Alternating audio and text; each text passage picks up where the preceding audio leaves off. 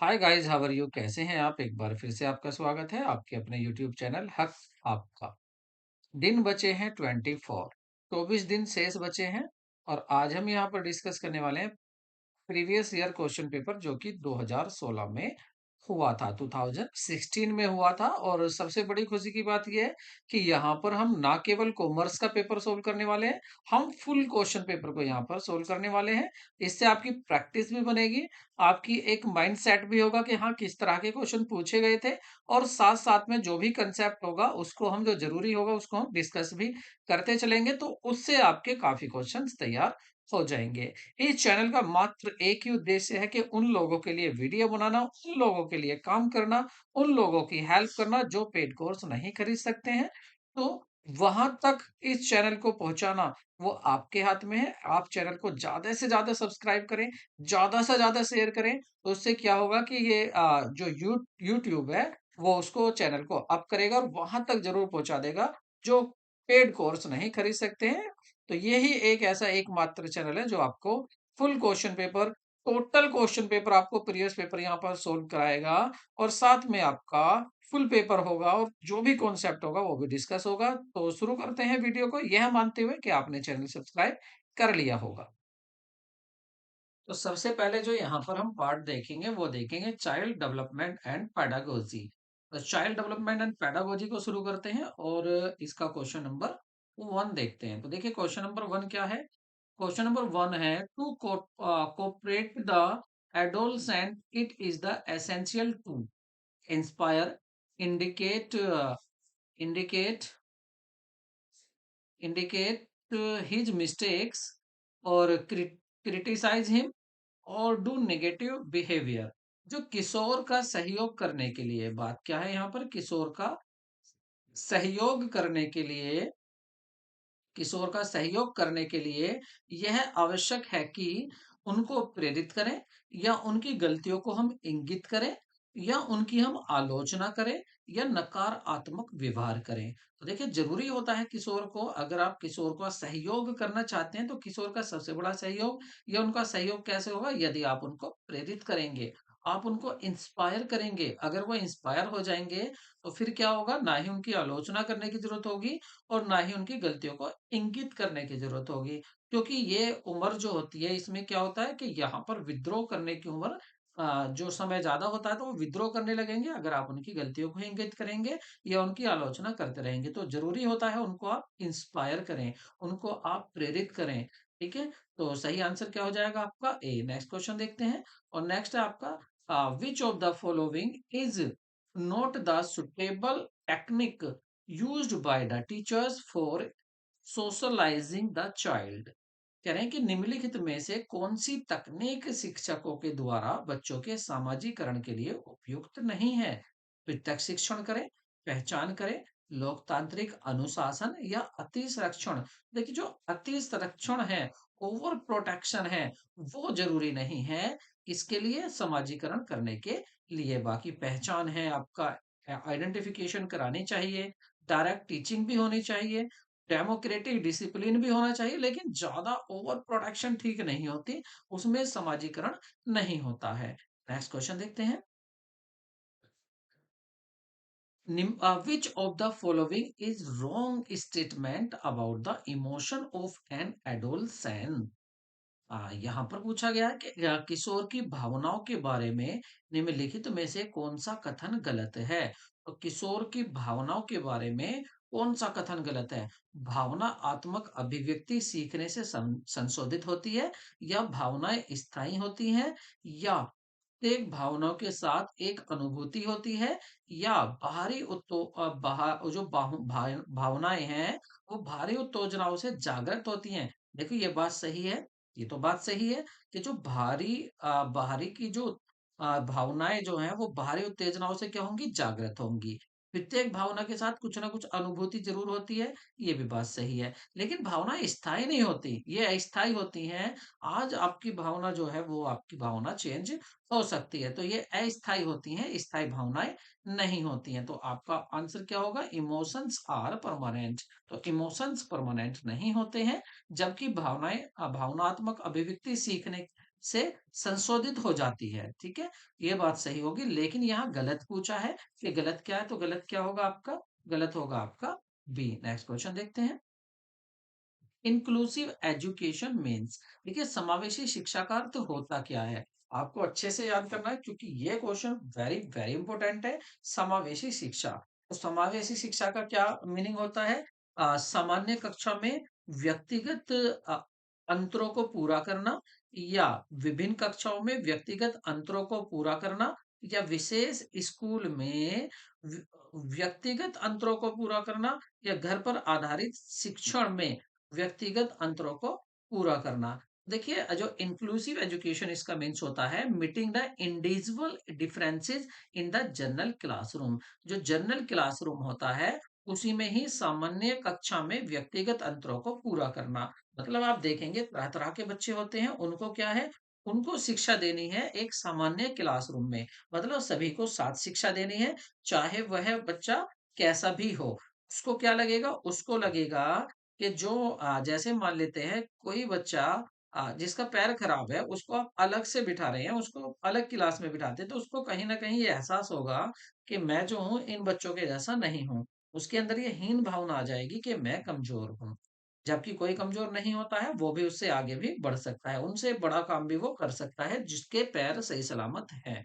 तो सभी तरह के बच्चों को एक क्लास में शिक्षा देना, वो कहलाता है आपका इंक्लूसिव एजुकेशन। तो ऑप्शन आपका ए करेक्ट होगा, और ये काफी बार काफी एग्जाम में पूछा गया क्वेश्चन है, इसलिए आप इसको अच्छे से तैयार कर लें। नेक्स्ट क्वेश्चन देखते हैं। In the adolescence behaviour and attitude are the affected mostly by, तो जो किशोर अवस्था होती है, उसमें जो व्यवहार होता है और दृष्टिकोण होता है, वो मुख्यतः प्रभावित होते हैं, किससे प्रभावित होते हैं? शिक्षक से होते हैं, माता-पिता से होते हैं, सहकर्मी समूह कर्मी से होते हैं, या फ़िल्मों से होते हैं। देखिए, इसमें होते हैं पीर ग्रुप जो होते हैं।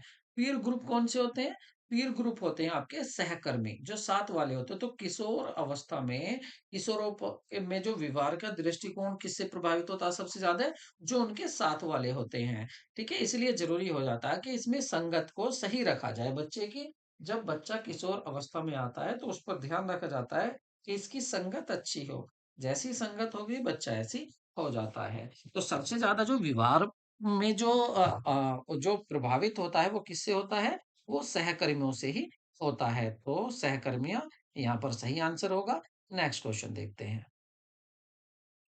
कहते हैं ना, खरबूजे को देखकर खरबूजा रंग बदलता है, वही वाली कहावत यहाँ पर सही है कि सहकर्मियों का सबसे ज्यादा असर पड़ता है। कह रहे हैं moral values can be effectively included among the student when the teacher, नैतिक मूल्यों को विद्यार्थियों में प्रभावी रूप से तब विकसित किया जा सकता है जब शिक्षक मूल्यों के बारे में अक्सर बात करता है, या खुद उनका पालन करता है, या अच्छे व्यक्तियों की कहानी सुनाता है, या देवी देवताओं की बात करता है।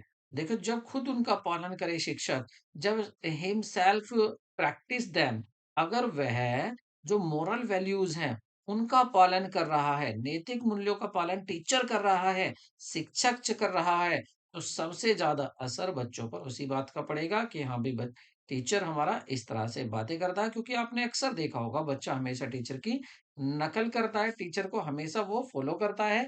टीचर को आपने देखा होगा कि वो जिस तरह से बातें करता है, बच्चा भी उसका अगर अच्छा बच्चा है तो वो अच्छा स्टूडेंट है, तो वो अपने टीचर की कहीं ना कहीं उसको ही फॉलो करता है कि मेरे टीचर, नहीं नहीं, मेरे अपने घर पर भी बता देता है कि नहीं मम्मा या नहीं पापा, मेरे टीचर तो इस तरह से करते हैं बातें, तो वो उसी तरह से बातें करता है। तो टीचर को क्या करना चाहिए? मोरल वैल्यूज को खुद फॉलो करना चाहिए। उससे क्या होगा, बच्चा भी उसको प्रभावी रूप से विकसित करेगा उसको। नेक्स्ट क्वेश्चन देखते हैं।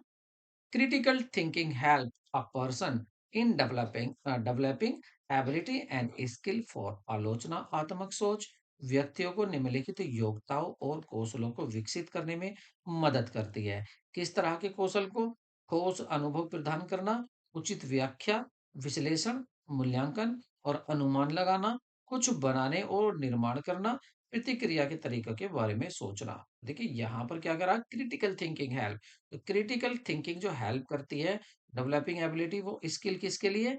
वो करती है के वो करती है आपके के proper interpretation, analysis, evaluation and indifference, इन सब को करने में हेल्प करती है क्रिटिकल थिंकिंग एक पर्सन की। ठीक है, तो ऑप्शन आपका बी सही होगा। नेक्स्ट क्वेश्चन देखते हैं। Best method of dealing with the adolescence by the parents and teacher is, माता पिता और शिक्षक द्वारा किशोरों से निपटने का सबसे अच्छा तरीका क्या है? निरंकुश होना, अनुमोदित होना, लोकतांत्रिक होना, प्रतिबाधकात्मक होना। तो देखो, जो डेमोक्रेटिक है मतलब बच्चों की भी बात सुननी है, किशोरों की भी बात सुननी है, किशोरों से स्वतंत्र रूप से बात करनी है। ऐसा नहीं है कि आप उन पर थोप रहे हैं, ऑटोक्रेटिक कार्य कर रहे हैं, नहीं तुम्हें ऐसा करना है, नहीं तुम्हें ऐसा करना है। आपको कहीं न कहीं किशोरों की भी सुननी पड़ेगी। डेमोक्रेटिक आपको तरीका अपनाना पड़ेगा, उनकी भी बातें उनको साथ-साथ लेकर आगे चलना होगा। तो ऑप्शन आपका यहाँ पर सी सही होगा। नेक्स्ट क्वेश्चन देखते हैं। और नेक्स्ट है आपका, which of the following is not a characteristics of social development in the adolescence. आप देख रहे हैं एडोलसेंस से कितने क्वेश्चन आ रहे हैं, तो ये काफी इंपॉर्टेंट हो जाता है एडोलसेंस को अच्छे से पढ़ना। निम्नलिखित में से कौन सी किशोर अवस्था में सामाजिक विकास की विशेषता नहीं है? अपने साथियों के साथ सक्रिय सदस्य होना, या विपरीत लिंग के प्रति आकर्षक होना, या मैत्रीपूर्ण संबंधों में अत्यधिक कमी होना, या विशेष रुचि का विस्तार करना। देखिए, ये सभी बातें सही हैं, एक को छोड़कर कि किशोर अवस्था में सामाजिक विकास की विशेषता जो नहीं है, वो ये है कि मित्रों में मित्र मित्र मैत्रीपूर्ण संबंधों में अत्यधिक कमी होना। मैत्रीपूर्ण संबंधों में कमी नहीं होती है। अधिक से अधिक मैत्रीपूर्ण वह रिश्ता बनाता है, दोस्त अधिक से अधिक किशोर बनाता है। तो ये गलत कहा गया है। ये क्या है? यही आपका ऑप्शन सी गलत होगा। नेक्स्ट क्वेश्चन देखते हैं। An adolescent use his left hand for performing act like taking food or writing. This is developed due to, एक किशोर अपने भोजन करने और लिखने के जैसे कार्यों करने के लिए अपने बाएं हाथ का प्रयोग करता है। यह किस कारण से विकसित होता है? वंशानुगत व्यवहार से, विकासात्मक व्यवहार से, या गत व्यवहार से, या सभी विकल्पों से? तो ये होता है डेवलपमेंटरी बिहेवियर से, क्योंकि उसने विकासात्मक व्यवहार किया है, उसने इसी हाथ का यूज ज्यादा किया है, इसी हाथ का विकास ज्यादा हुआ है, तो वो इसीलिए इसी हाथ से ज्यादा काम करता है। तो ऑप्शन बी सही होगा। नेक्स्ट क्वेश्चन देखते हैं। नेक्स्ट क्वेश्चन है, dyslexia is the problem related to the problem of dyscalculia. ये मैंने पिछली वीडियो में भी बताई थे आपको सभी दोस्त, डिसकैलकुलिया, डिसग्राफिया, डिसफेबिया। तो आपको याद रखना है। देखिए, डिसकैलकुलिया, कैलकुलेटर आप कहाँ यूज करते हैं?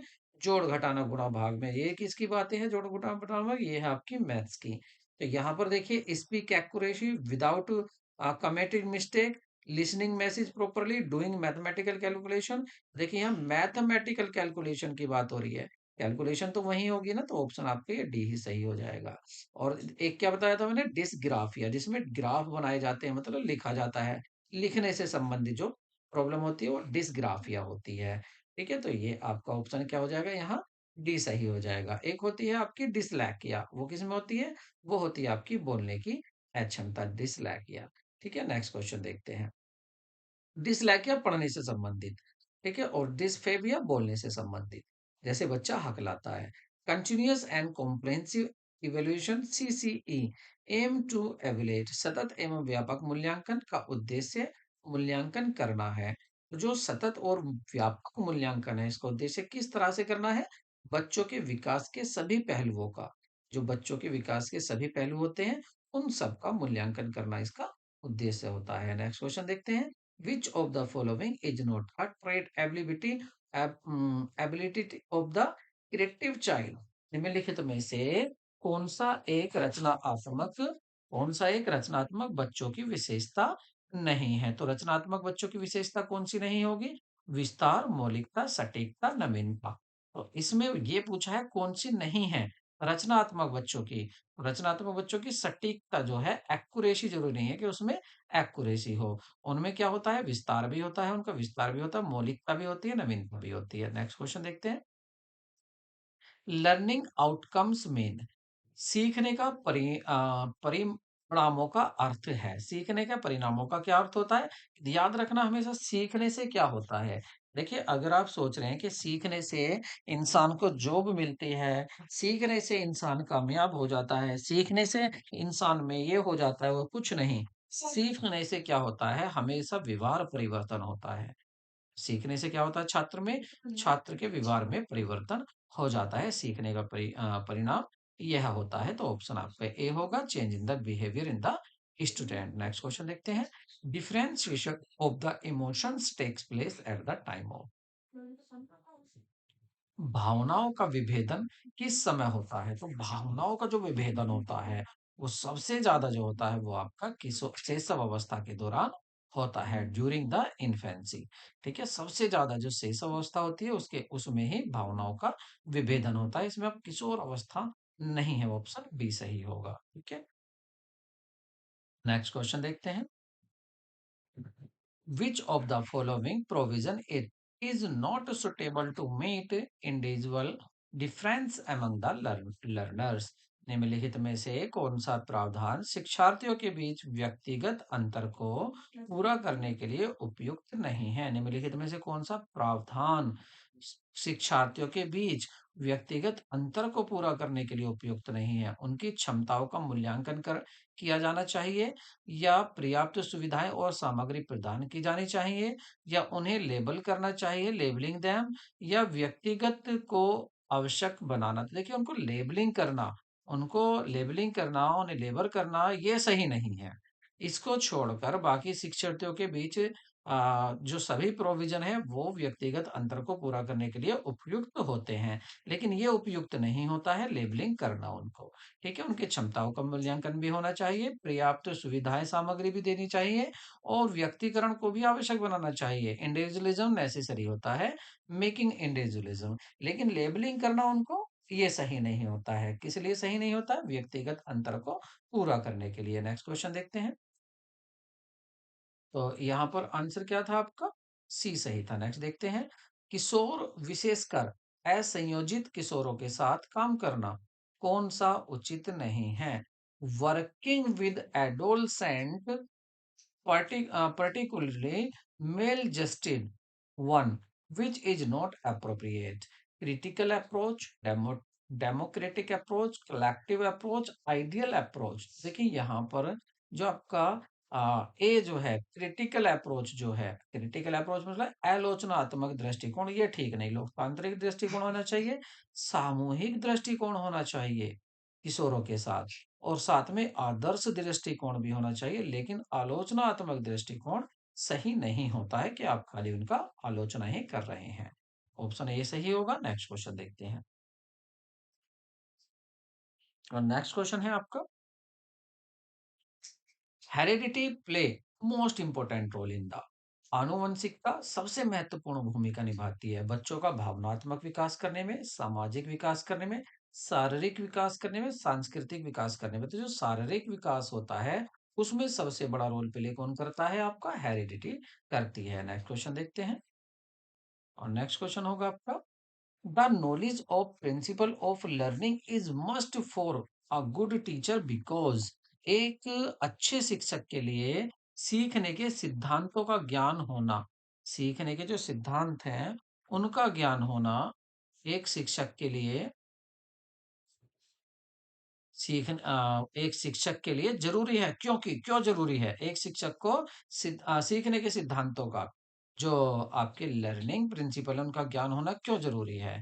यह अनुशासन बनाए रखने में मदद करता है, यह विषय वस्तु को रोचक बनाने में मदद करता है, यह विषय वस्तु को सरल तरीके से समझाने में मदद करता है, या यह समय बचाता है। तो देखिए सी सही होगा। इससे क्या होगा कि जो आपकी विषय वस्तु है उसको सरल तरीके से आप समझा सकते हैं, यदि आप पर प्रिंसिपल ऑफ लर्निंग आते हैं। तो ऑप्शन आपका यहाँ सी सही होगा। नेक्स्ट क्वेश्चन देखते हैं। नेक्स्ट क्वेश्चन होगा आपका, which of the following characteristics is not correct about the objective of type testing. यहाँ पर जो आपकी टाइप टेस्टिंग है, वस्तुनिष्ठ प्रकार के परीक्षण के बारे में निम्नलिखित में से कौन सी विशेषता सही नहीं है? कौन सी विशेषता सही नहीं है? ये विश्वसनीय होना चाहिए, बिल्कुल होना चाहिए। वस्तुनिष्ठ होना चाहिए, बिल्कुल होना चाहिए। वैध भी होना चाहिए, वैधता भी होनी चाहिए, वैलिडिटी भी होनी चाहिए, है, और साथ में ऑब्जेक्टिविटी भी होनी चाहिए, टेस्ट की रिलायबिलिटी भी होनी चाहिए। सब्जेक्टिविटी जरूरी नहीं है कि सब्जेक्टिविटी हो टाइप टेस्ट की। ऑप्शन आपका डी सही होगा। नेक्स्ट क्वेश्चन देखते हैं।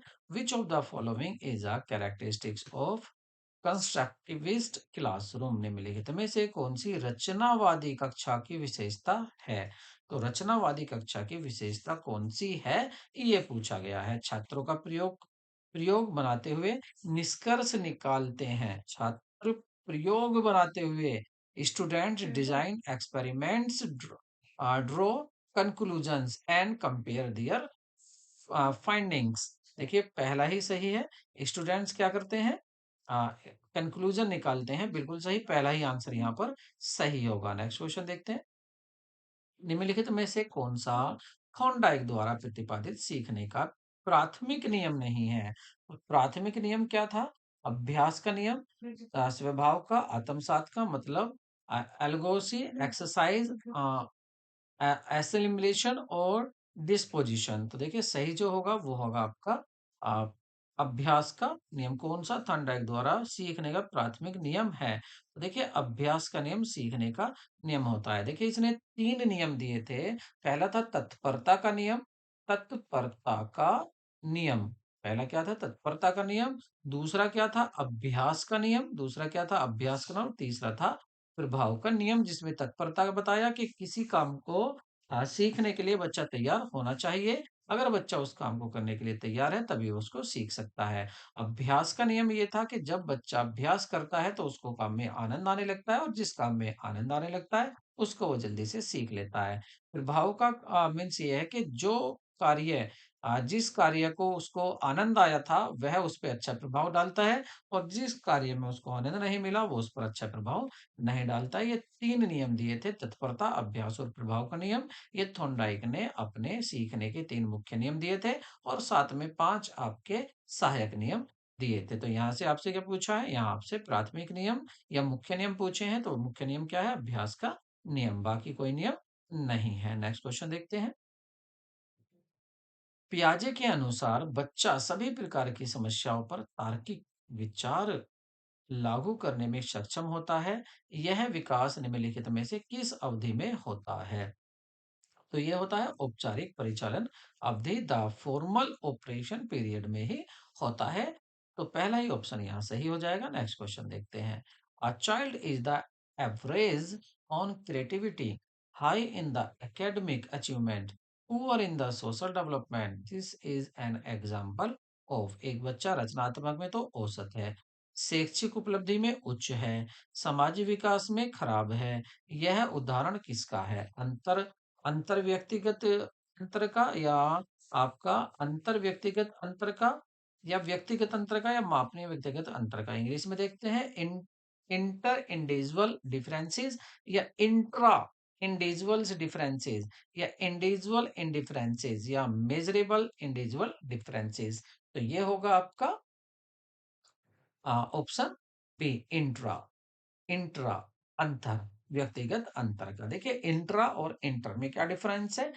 इंट्रा जैसे आप स्कूल से समझिए, अगर आपकी स्कूल के मैच आपकी स्कूल की टीम से हो रहे हैं तो वो इंट्रा गेम में इंट्रा गेम कहलाएंगे। और यदि आपके गेम किसी दूसरे स्कूल की टीम से हो रहे हैं तो उनको बोलेंगे आप इंटर गेम। क्या बोलेंगे? इंटर गेम उनको बोलेंगे। इसी तरह से देखिए आपकी यहाँ जो विशेषताएं हैं, यहाँ जो अलग अलग विशेषता आ रही हैं कि बच्चा कहीं तो औसत है, कहीं उच्च है, कभी खराब है। तो ये कंपेयर बच्चे की बच्चे से ही हो रही है, बाहर किसी दूसरे से नहीं हो रही है। जब बाहर दूसरे से होती है तब इंटर होता है। इंट्रा कब होती है? जब खुद की तुलना खुद से होती है। जैसे एक फर्म की भी बात करें तो एक फर्म की अपने ही से ही, अपने के पीछे की सालों से ही तुलना होती है कि पिछले साल तो इतना प्रॉफिट कमाया था, इस बार इतना कमाया है। तो वो तो इंट्रा फर्म कंपैरिजन हो गया। और इंटर फर्म कंपैरिजन कब होगा? जब एक फर्म की तुलना दूसरी फर्म से हो रही है। तो यहाँ पर आंसर क्या होगा? 20। आप इतने से ही समझ गए होंगे कि यहाँ पर जो एक ही बच्चे की तुलना आपस के उसके गुणों से हो रही है। तो क्या आंसर होगा? बी होगा। नेक्स्ट क्वेश्चन देखते हैं। The internal state of the mind that arouse direct and maintain behaviour is called. मन की वह आंतरिक स्थिति जो व्यवहार को उत्तेजित करती है, निर्देशित करती है और बनाए रखती है, उसे कहा जाता है। मन की वह आंतरिक स्थिति को रुचि कहेंगे, राय कहेंगे, दृष्टिकोण कहेंगे, प्रेरणा कहेंगे। तो वो होती है आपकी मोटिवेशन, प्रेरणा। ये क्या करती है? ये मन की वह आंतरिक स्थिति है जो उत्तेजित करती है, जो आपको मोटिव करती है, जो आपको क्या करती है? किसी काम करने के लिए प्रेरित करती है, निर्देशित करती है, वो है आपकी प्रेरणा। मोटिवेशन, अगर आप मोटिवेट हैं, तो आप किसी भी कार्य को कर सकते हैं। नेक्स्ट क्वेश्चन देखते हैं। Some people adjust easily with the new people because of they have, तो उनका आईक्यू जो होता है, इंटेलिजेंस क्वाटेंट जो होता है उसके अनुसार, या एकेडमिक क्वाटेंट होता है उसके अनुसार, या इमोशनल क्वाटेंट होता है उसके अनुसार, या स्पिरिचुअल क्वाटेंट होता है उसके अनुसार, बौद्धिक स्तर होता है, शैक्षिक स्तर होता है, भावनात्मक स्तर होता है, आध्यात्मिक स्तर होता है। तो जो भावनात्मक स्तर होता है, ईक्यू होता है आपका, उसके उसकी वजह से क्या होता है कि हम जल्दी से जल्दी नए लोगों के साथ क्या कर लेते हैं? एडजस्ट कर लेते हैं, नए लोगों के साथ भी आराम से तालमेल बिठा लेते हैं। तो नया आंसर, नेक्स्ट क्वेश्चन देखते हैं। विकास सामान्यता सिर से पैर की ओर होता है। विकास के इस सिद्धांत को क्या कहा जाता है? विकास कहाँ से होता है? सिर से पैर की तरफ होता है। तो इसको क्या कहा जाता है? इसको बायलेटरल टू यूनिलेटरल कहा जाता है, प्रोक्सिमेटिस्टनल कहा जाता है, जनरल टू स्पेसिफिक कहा जाता है, या कैप्लो कैडुअल कहा जाता है। तो सही होगा आपको सेफला कार्डल कहा जाता है। सेफला कार्डल कहा जाता है, इसको ये याद रखना है, सेफला कार्डल। देखिए ये बहुत ज्यादा पूछा जाता है क्वेश्चन, देखना इसको अलग अलग तरीके से पूछते हैं, तो आप इसको अच्छे से याद रखें कि सिर से पैर की ओर जो विकास होता है इसको क्या कहते हैं? इसको हम सेफला कार्डल कहते हैं। नेक्स्ट क्वेश्चन देखते हैं। एक छात्र बोर्ड परीक्षा के लिए कड़ी मेहनत कर रहा है। उसके पिता ने उसे अच्छे अंक लाने पर मोटरसाइकिल देने का वादा किया है। यह एक आंतरिक प्रेरणा है, बाह्य प्रेरणा है, गणितीय प्रेरणा है, आंतरिक और बाह्य दोनों तरह की प्रेरणा है। तो ये होगी आपकी आंतरिक और बाह्य प्रेरणा, डी होगी। क्यों होगी? एक तो वो जो साइकिल उसको प्रेरित कर रही है, और एक ये कि अंदर से उसको आवाज आ रही है कि हाँ मुझे इस बार साइकिल लेनी है। तो नेक्स्ट क्वेश्चन देखते हैं। निम्नलिखित में से कौन सा कथन शिक्षार्थियों केंद्रित दृष्टिकोण के बारे में सही नहीं है? पहला, शिक्षार्थी की क्षमताओं को सीखने की शैलियों को ध्यान में रखा जाता है। यह शिक्षार्थी की क्षमताओं और सीखने की शैलियों को ध्यान में रखता है। यह जांच, अवलोकन और जांच के महत्व पर जोर देता है। यह शिक्षक द्वारा शिक्षार्थियों को ज्ञान संचारित करने पर जोर देता है। यह अनुभवात्मक शिक्षक समस्या समाधान, अवधारणा, मानचित्र और रचनात्मक लेखन जैसी विधियों पर उपयोग करता है। तो सही आंसर होगा आपका सी, यह शिक्षक द्वारा शिक्षार्थियों को ज्ञान संचारित करने पर जोर देता है। क्या? यह है शिक्षार्थी केंद्रित दृष्टिकोण के बारे में सही नहीं है। ठीक है, तो यहाँ पर क्या सही है कि यह शिक्षक द्वारा शिक्षार्थियों को ज्ञान संचारित करने पर जोर देता है, ये गलत है इसके बारे में। तो नेक्स्ट क्वेश्चन देखते हैं।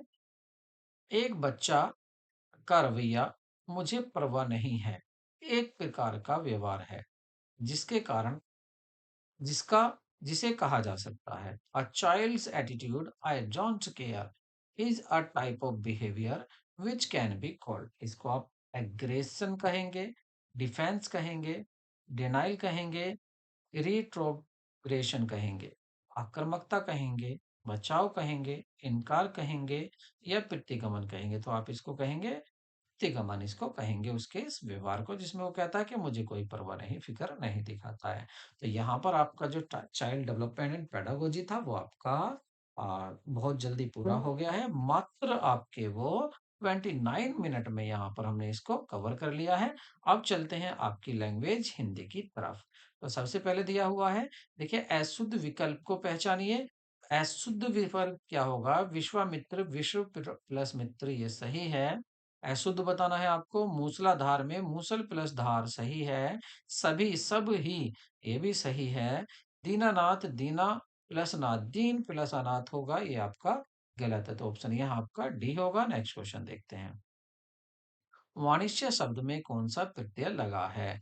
वाणिज्य प्रत्यय की बात कर रहे हैं, तो इसमें यह प्रत्यय है, यह प्रत्यय है, यह प्रत्यय है, यह प्रत्यय है, ए प्रत्यय है, तो यहाँ पर ए प्रत्यय लगा है। वार्ण्य, ठीक है, प्रत्यय मतलब बाद में जोड़ा जाता है शब्द, तो क्या हो जाएगा आपका? यही है। और उपसर्ग क्या होगा? जो आगे जोड़ा जाता है। नेक्स्ट क्वेश्चन देखते हैं।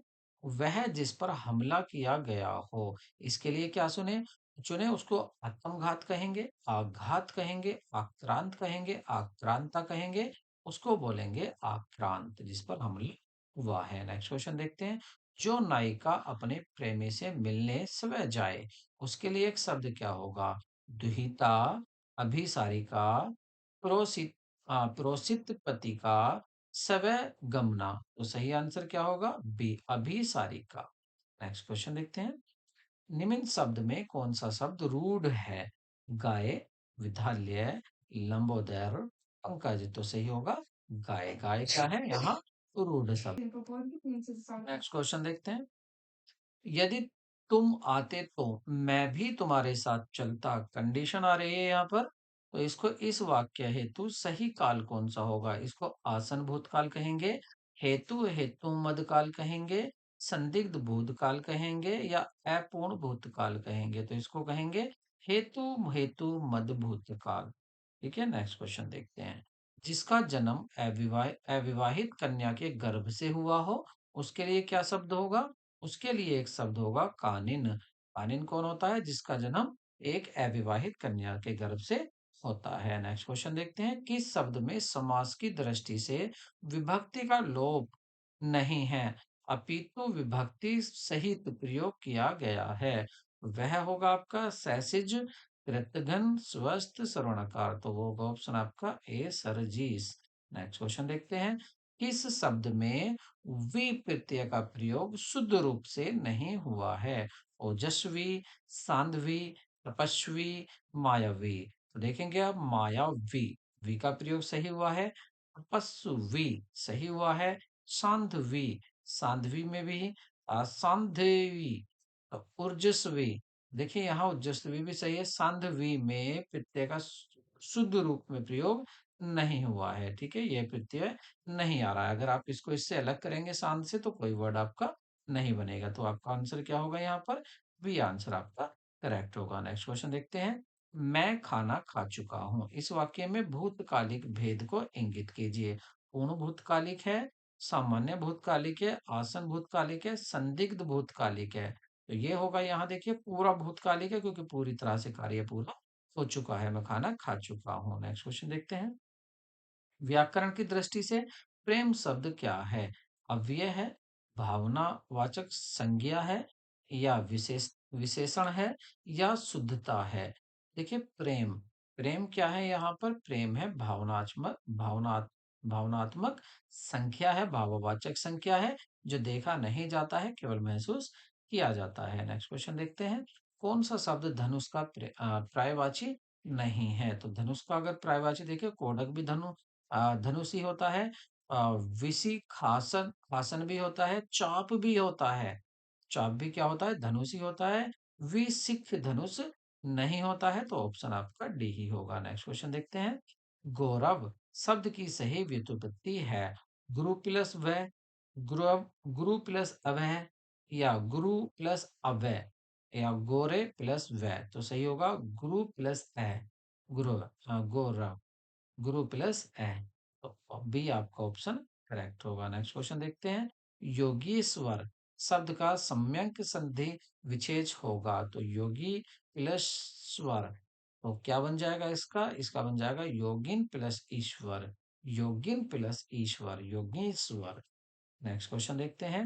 हिंदी में कै ध्वनि व्याकरण की दृष्टि में हिंदी की कै ध्वनि व्याकरण की दृष्टि में है? अल्प प्राण संघोष है, महाप्राण संघोष है, अल्प प्राण है, महाप्राण अघोष है। तो सही ऑप्शन होगा यह है अल्प प्राण अघोष। नेक्स्ट क्वेश्चन देखते हैं। यज्ञशाला शब्द में उपयुक्त समास का चयन करें।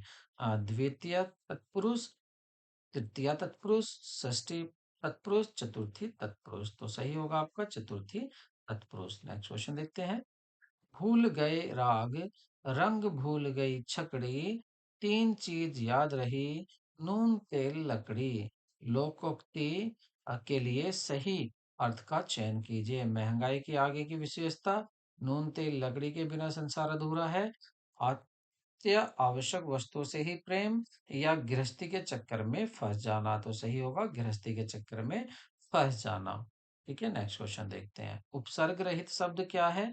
सुरेश, सुयोग, अत्यधिक, विदेश। तो सही होगा सुरेश। सुरेश क्या है? ये बिना उपसर्ग का शब्द है। अगर इसमें देखा जाए तो उपसर्ग नहीं है। नेक्स्ट क्वेश्चन देखते हैं। अशुद्ध विकल्प को चुने। आर्स, अनार्स, उद्यत, समुदित, अनुमिनल, निम्नल, या अपरण, ग्रहण। तो यहाँ पर अशुद्ध विकल्प क्या होगा? अशुद्ध होगा आपका उद्यंत, समुद्यत। नेक्स्ट क्वेश्चन देखते हैं। किताब किस भाषा का शब्द है? अरबी, फारसी, अंग्रेजी, या हिंदी। तो सही होगा आपका अरबी शब्द का, अरबी शब्द है आपका किताब। नेक्स्ट क्वेश्चन देखते हैं। बंदूक एक उपयोगी अस्त्र है, शस्त्र है, रक्षक है, औजार है। तो ये होगा शस्त्र, जिसको हाथ में लेकर चलाया जाता है शस्त्र, और जिसको फेंकते हैं वो क्या होता है? अस्त्र। ठीक है, तो ये क्या हो जाएगा? शस्त्र हो जाएगा आपका भी यहाँ पर सही होगा। बंदूक क्या है? एक शस्त्र है जिसमें स हाथ के चलाया जाता है, हाथ के साथ चलाया जाता है, मतलब जिसको हाथ में लेकर चलाते हैं। किस शब्द में कर्मधारय समास का प्रयोग नहीं हुआ है? कदाचार में हुआ है, जवामर्द में हुआ है, क्रोधिन अग्नि में हुआ है, कर्तव्य कर्तव्य में नहीं हुआ है। तो डी ऑप्शन सही होगा। नेक्स्ट क्वेश्चन देखते हैं। नेत्री शब्द का पुल्लिंग क्या होगा? निताइन, नेत्र, नेता, अभिनेता। तो नेत्री का होगा आपका सी, नेता। सिंपल है बिल्कुल। नेक्स्ट क्वेश्चन देखते हैं। किस शब्द में विसर्ग संधि का प्रयोग नहीं हुआ है? तो विसर्ग संधि किस में नहीं है? क्षुद्र तेजन शब्द में। नेक्स्ट क्वेश्चन देखते हैं। अशुद्ध वर्तनी वाला शब्द छांटवे। व्यवसायिक, कार्मिक, सांघातिक, शार्मिक, सिक्क। ये होगा व्यवसायिक।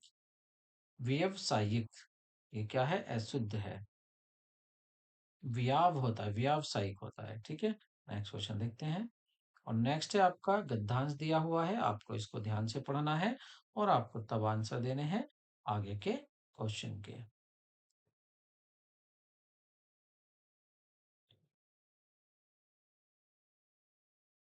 ठीक है, तो आप पहले पद्यांश देखिए, उसके बाद फिर 56 से 60 तक के 5 क्वेश्चन के आंसर यहाँ देते हैं। भारत में परंपरा के प्रावधानों और औचित्य को लेकर दो अतिरेकवादी और संयुक्त राष्ट्र घोर विरोधी स्वर में शामिल है। एक स्तर पर वो परंपरा प्रेमी हैं जो अति की हर मांग को परंपरा परंपरा की जिद पकड़ रहे हैं, और दूसरे स्तर पर वो आधुनिक हैं जो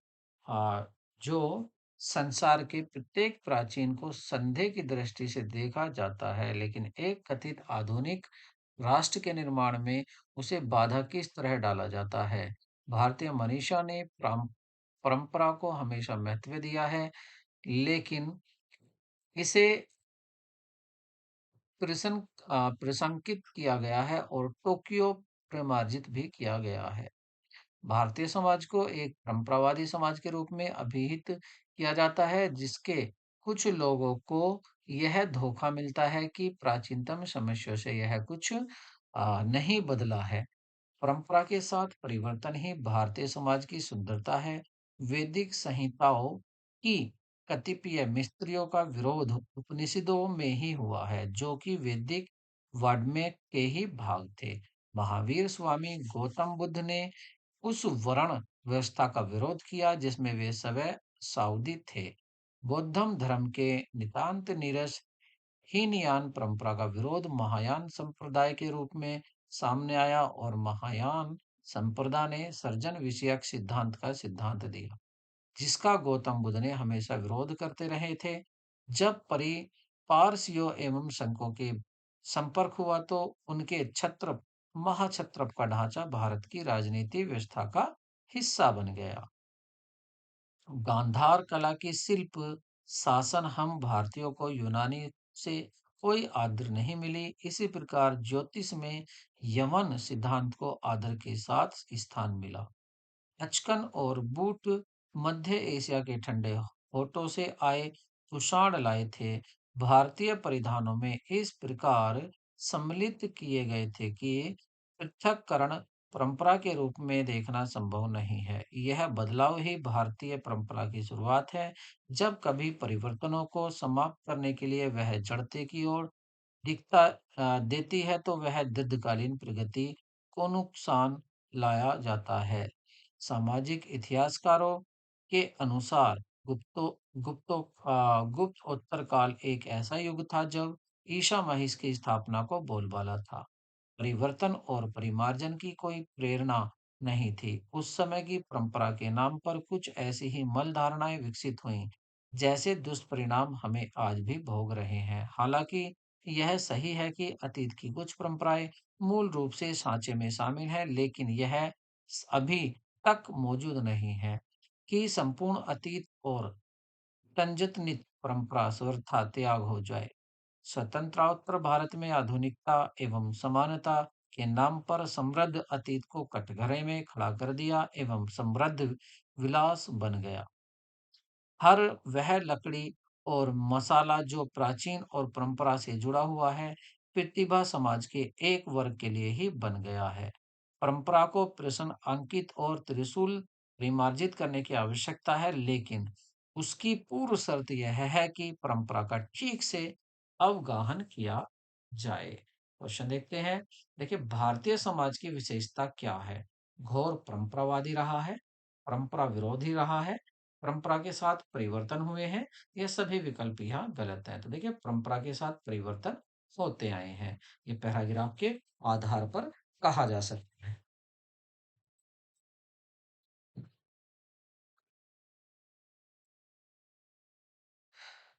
नेक्स्ट क्वेश्चन देखते हैं। गौतम बुद्ध विरोधी थे। हीनयाय संप्रदाय के, महायान संप्रदाय के, वर्ण व्यवस्था के या सृष्टि विषयक करिकुलम के? सही क्या होगा यहाँ पर? सही होगा आपका बी, तीसरा और चौथा। वर्ण व्यवस्था के भी और सृष्टि विषयक परिकल्पना के वो घोर विरोधी थे। नेक्स्ट क्वेश्चन देखते हैं। भारत की राजनीतिक प्रणाली को अवदान किया गया। संको द्वारा, यूनानियों द्वारा, कुषाण द्वारा, बौद्धों द्वारा। तो ये किया गया था शकों के द्वारा। नेक्स्ट क्वेश्चन देखते हैं। पृष्ठ प्रेषण से भावार्थ है। दोहराव से, पिसाई से, व्याख्यान से, महिमांडन से। सही होगा दोहराव से। नेक्स्ट क्वेश्चन देखते हैं। स्वतंत्र उत्तर भारत में बौद्धिक विलास है। आधुनिकता, परंपरा का अवगान, अतीत को कटघरे में खड़ा करना या धरोहर का चिन्हन। वो है अतीत को कटघरे में खड़ा करना है। ठीक है, तो यहाँ पर आपका हिंदी लैंग्वेज कंप्लीट होता है। अब चलते हैं इंग्लिश लैंग्वेज की तरफ। कह रहे हैं answer the following question by the selecting most appropriate option. कह रहे choose the correct passive form of the verb in the bracket given in the sentence. तो आपको क्या लेना है? आपको लेना है पैसिव सेंटेंस की सही फॉर्म क्या होगी। कह रहे आई सडनली रियलाइज आई आई ठीक है, I suddenly realise I watch. ठीक है, आई वॉच। तो यहां पर क्या बनेगा? Am being watched. सडनली मुझे एहसास हुआ कि मुझको देखा गया।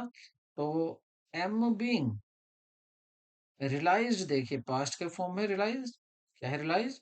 पास्ट की फॉर्म है। तो जब पास्ट की फॉर्म है तो ये पास्ट टेंस में होना चाहिए। यहाँ एम आ रहा है, गलत। हैव बीन आ रहा है, गलत। एम आ रहा है तो भी गलत। और देखिए पास्ट एक में ही आ रहा है। वॉज बीइंग वॉच्ड, मुझे देखा गया।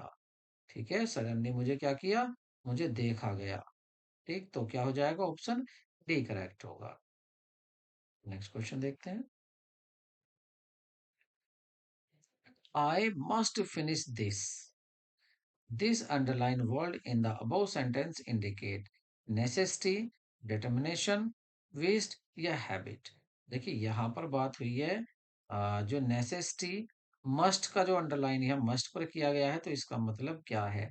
necessity से है, determination है, wish से है या habit से है? तो देखिए must का जरूरी से है, necessity का यहाँ मीनिंग है, ठीक है। अति आवश्यक से यहाँ इसका अर्थ है।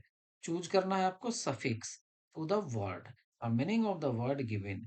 तो कॉपी, इसमें आप ओ यू एस लगाएंगे, ठीक है, जो कि प्लेनफुली हो जाए, या सम लगाएंगे, या ओ एस सी लगाएंगे, या फुल लगाएंगे। तो यहाँ पर लगाएंगे ओ एस, कॉपीएस।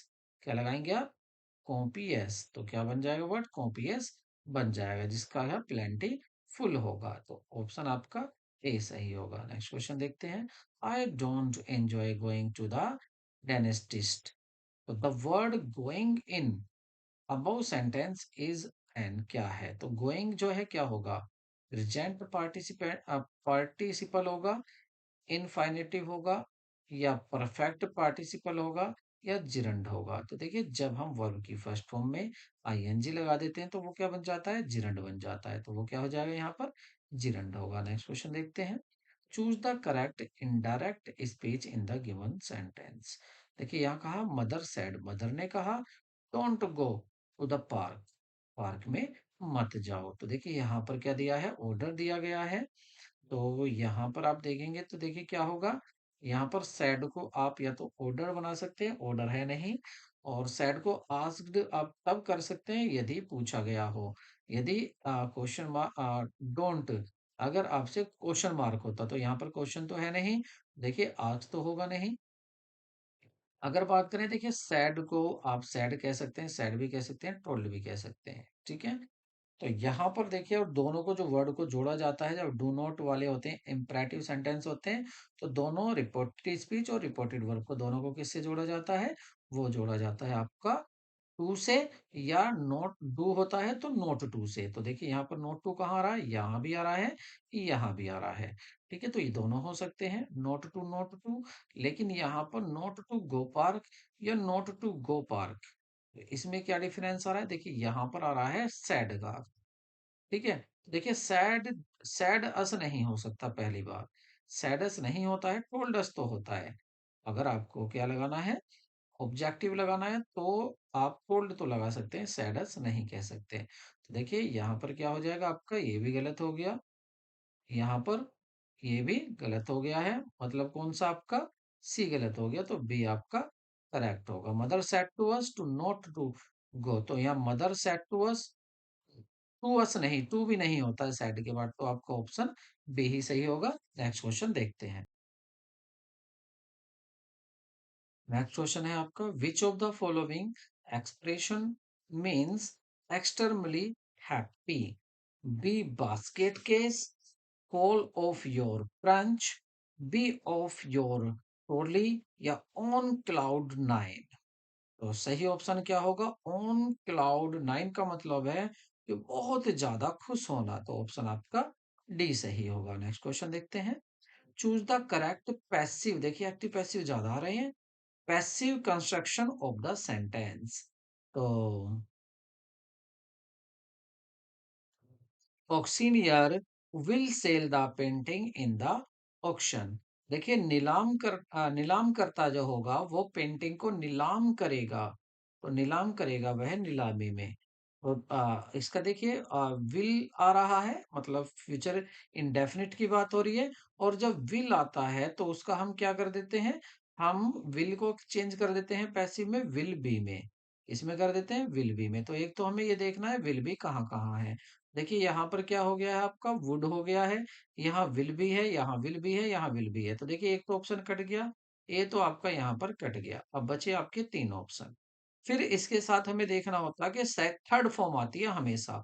पैसिव कोई भी बनाओ उसके साथ क्या आती है? वर्ब की थर्ड फॉर्म आती है। तो अब हम थर्ड फॉर्म देखेंगे यहाँ पर। तो यहाँ सोल्ड है, यहाँ सोल्ड है, यहाँ सेलिंग। तो देखिए डी भी कट गया, अब आपके दो बचे, ठीक है। दूसरा जो सब्जेक्ट होता है ऑब्जेक्ट हो जाता है, ऑब्जेक्ट का सब्जेक्ट हो जाता है। यहाँ पर बेचने वाला कौन था? ऑक्टिशनियर था। तो ये क्या हो जाएगा? ये पीछे जाना चाहिए, बाई से आना चाहिए। तो आप इन दोनों में देखें, देखिए यहाँ बाई तो आ रहा है ऑक्टिशनियर, लेकिन यहाँ पर बाय नहीं आ रहा है। तो देखिए यहाँ पर आपका by painting will be sold by the auctioneer at auctions. तो यहाँ पर सही क्या हो जाएगा? तो यहाँ पर देखिए यहाँ बाय भी आ रहा है, लेकिन आप देखेंगे कि यहाँ पर बी सोल्ड, आप यहाँ देखेंगे कि देखिए जो नीलामी करता होता है वही तो नीलामी करेगा। तो इसे जरूरत नहीं होती है ऑक्टिशनर की, यहाँ जरूरत नहीं होगी बिल्कुल भी। यहाँ पर क्या होगा, इसका विलोप होगा सब्जेक्ट का। तो ये भी यहाँ सही नहीं होगा क्योंकि इसकी जरूरत नहीं होगी। इसका पूरा सेंस सही निकल कर आ रहा है कि पेंटिंग जो बेची जाएगी नीलामी में। अब नीलामी में बेची जाएगी तो कौन नीलाम करता, नीलामी करता करेगा, तो यहाँ पर इसकी जरूरत नहीं होती है, बाय ओकेशनर की जरूरत नहीं है। तो ऑप्शन आपका सी ही यहाँ पर करेक्ट होगा। नेक्स्ट क्वेश्चन देखते हैं। जैसे आपने देखा होगा somebody anybody इन सब की जरूरत नहीं होती है। By someone, by anyone, by anybody इन सब को नहीं लगाते हैं जब हम पैसिव बनाते हैं, ठीक है। बस हम इसको बाय को यहाँ पर विलोप कर देते हैं। तो यहाँ पर सी सही होगा। नेक्स्ट क्वेश्चन देखते हैं। Identify the figure of speech. आपको फिगर ऑफ स्पीच बतानी है। I must be crucial on the be kind. तो देखिए एक तरफ तो कह रहा है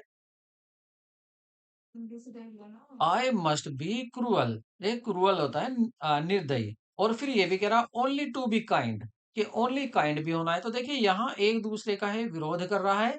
जैसे मुझे मीठा मीठा दर्द हो रहा है, तो एक तरफ दर्द की भी बात कर रहा है, एक तरफ उसको बता रहा है कि वह मीठा मीठा भी है। तो ये कौन सा होता है, ये ऑक्सीमोरन होता है या पैराडॉक्स होता है। तो सही आंसर क्या होगा इसका, पैराडॉक्स। तो यहाँ पर अभियासी होगा, विरोधाभासी होगा। तो इसमें क्या होगा आंसर आपका, भी यहाँ पर करेक्ट आंसर होगा, ठीक है। नेक्स्ट क्वेश्चन देखते हैं। Which of the following word is the misspelled. तो गलत जो वर्ड है वो कौन सा है। इनकॉन्ग्रियस सही है, क्रोनोलॉजिकल भी सही है, सिनेकोरियस गलत है, आर ओ एन नहीं होता, आर ओ यू एस ये गलत है। तो सी आपका यहाँ पर करेक्ट ऑप्शन होगा। नेक्स्ट क्वेश्चन देखते हैं। Select the sentence that is grammatically correct. आपको करेक्ट सेंटेंस बताना है। देखिए क्या है, my brother is the student in Mayo college. My brother is student of Mayo college. तो इसको क्या बता रहा है, देखिए यहाँ तीन तरह से, my brother is student of Mayo College, या my brother is a student in Mayo College, in कहेंगे, ऑफ कहेंगे, या my brother is a student. देखिए यहाँ पर आ नहीं था, देखिए यहाँ पर आ नहीं था, एक कॉलेज नहीं था, तो ये गलत हो गया यहाँ, ठीक है। दूसरा यहाँ पर देखें, ए में क्या, ए तो क्या था आपका, माय ब्रदर इज द नहीं होगा, तो ये द की वजह से गलत हो गया यहाँ पर। और my brother is a student in Mayo college, देखिए यहाँ इन मायो कॉलेज तो सही है, लेकिन मायो कॉलेज इन मायो कॉलेज तो देखिए द नहीं है, इसका मतलब मायो कॉलेज बहुत सारे हो जाएंगे फिर। तो यहाँ पर देखिए सी ऑप्शन आपका करेक्ट होगा। नेक्स्ट क्वेश्चन देखते हैं। Neither of them were present there. तो इसमें आपको क्या करना है, क्या बताना था आपको, आपको बताना था 70 से 74 तक। आपको 5 सेंटेंस इसमें बताना ग्रामेटिकली कौन सा करेक्ट होगा। तो यहाँ पर देखिए कौन सा सही है। कह रहे हैं neither of them were present. तो यहाँ पर देखिए नाइदर के साथ क्या होता है, वर्ब की फर्स्ट फॉर्म यूज की जाती है, यहाँ वर है तो ये गलत हो जाएगा, पहला तो गलत होगा। दूसरा neither of them was present there, ये तो यहाँ सही लग रहा है। आगे देखते हैं। Neither of them present there, इन्होंने हेल्पिंग वर्ब भी नहीं लगाई है, वाज या वर। और neither of them are present there. तो देयर भी की भी बात हो रही है वहां की, और यहाँ की तो नहीं हो रही, वहां की भी बात हो रही है, प्रेजेंट लग रहा है, तो ये भी गलत हो जाएगा। बचा क्या आपका, बी सही बचा, तो बी ही सही होगा। वोज के साथ फर्स्ट फॉर्म यूज करेंगे, वोज के साथ अनाइदर के साथ वो जाता है, मतलब first form. The roses smell sweet, roses smell sweet, या रोजेज स्मेल स्वीटली, या रोजेज स्मेलिंग स्वीटली, या रोजेज आर स्वीटली स्मेलिंग। तो सही पहला ही होगा, क्योंकि देखिए इसमें ये क्या होता है, इसका स्वीटली नहीं कर सकते, स्वीट ही कहेंगे, ठीक है। रोजेज प्लूरल है, तो स्मेल्स नहीं होगा, स्मेल ही होगा। तो फर्स्ट ऑप्शन आपका सही है। नेक्स्ट क्वेश्चन देखते हैं। You certainly did not, you certainly did not ought to do it. You certainly ought not to be have done it. You certainly, देखिए जब ought to की बात होती है, O U G S T, ought to की बात होती है, तो नोट इनके बीच में आता है, आगे नहीं आता। देखिए यहाँ पर नोट कहाँ आ रहा है, डिड की बात आ रही है, पहली बात तो डिड के साथ फिर ought to भी आ रहा है, दो दो डिड और ought to नहीं हो सकते, दोनों ही क्या है, एक्सगलरी वर्ब है, ये नहीं यूज होंगे, हेल्पिंग वर्ब है, सॉरी मॉडल वर्ब है, ये एक साथ यूज नहीं होंगी दो। दूसरा यहाँ ought not to भी आ रहा है, have done it, और यहाँ पर आप देखेंगे यहाँ पर आ रहा है you certainly ought not to be have done it, तो have के साथ done भी आ रहा है, सही है। ought to be के बीच में not आ रहा है, ये भी सही है, तो देखिए B तो सही है। C में देखेंगे तो यहाँ did के साथ ought to आ रहा है और फिर done भी आ रहा है थर्ड फॉर्म, ये गलत हो जाएगा यहाँ पर, तो सही आपका B ही होगा। ठीक है, नेक्स्ट क्वेश्चन देखते हैं। Who was the book given to? तो who was book given to? Book किसको दी गई? The who book was given to, या the book was given to who? To whom was book given to? तो सही क्या होगा? whom या by whom? ठीक है, होगा क्या हो जाता है? by whom हो जाता है, तो सही ये होगा। पैसिव ही दिया हुआ है ये भी। और नेक्स्ट क्वेश्चन देखते हैं, यहाँ आपके पूरे हो गए हैं। ग्रामेटिकली करेक्ट देखना था, अब आपको correct phonetic transcription of the word locate करना है।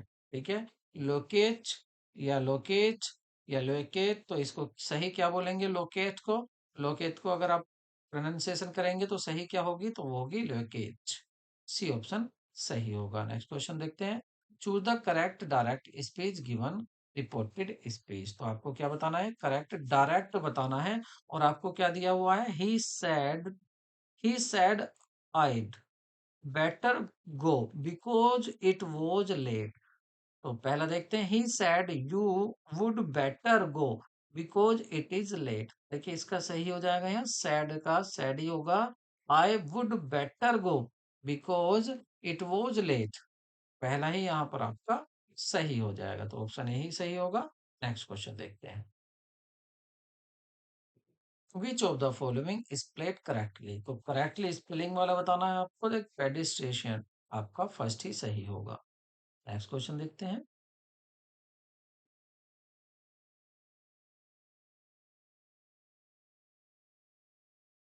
In which of the following sentence do we need to insert the definite article the? तो the आप किस में लगा सकते हैं? They are all busy growing things. Do not generally speak on the farmers grouping animal? Why do we people work?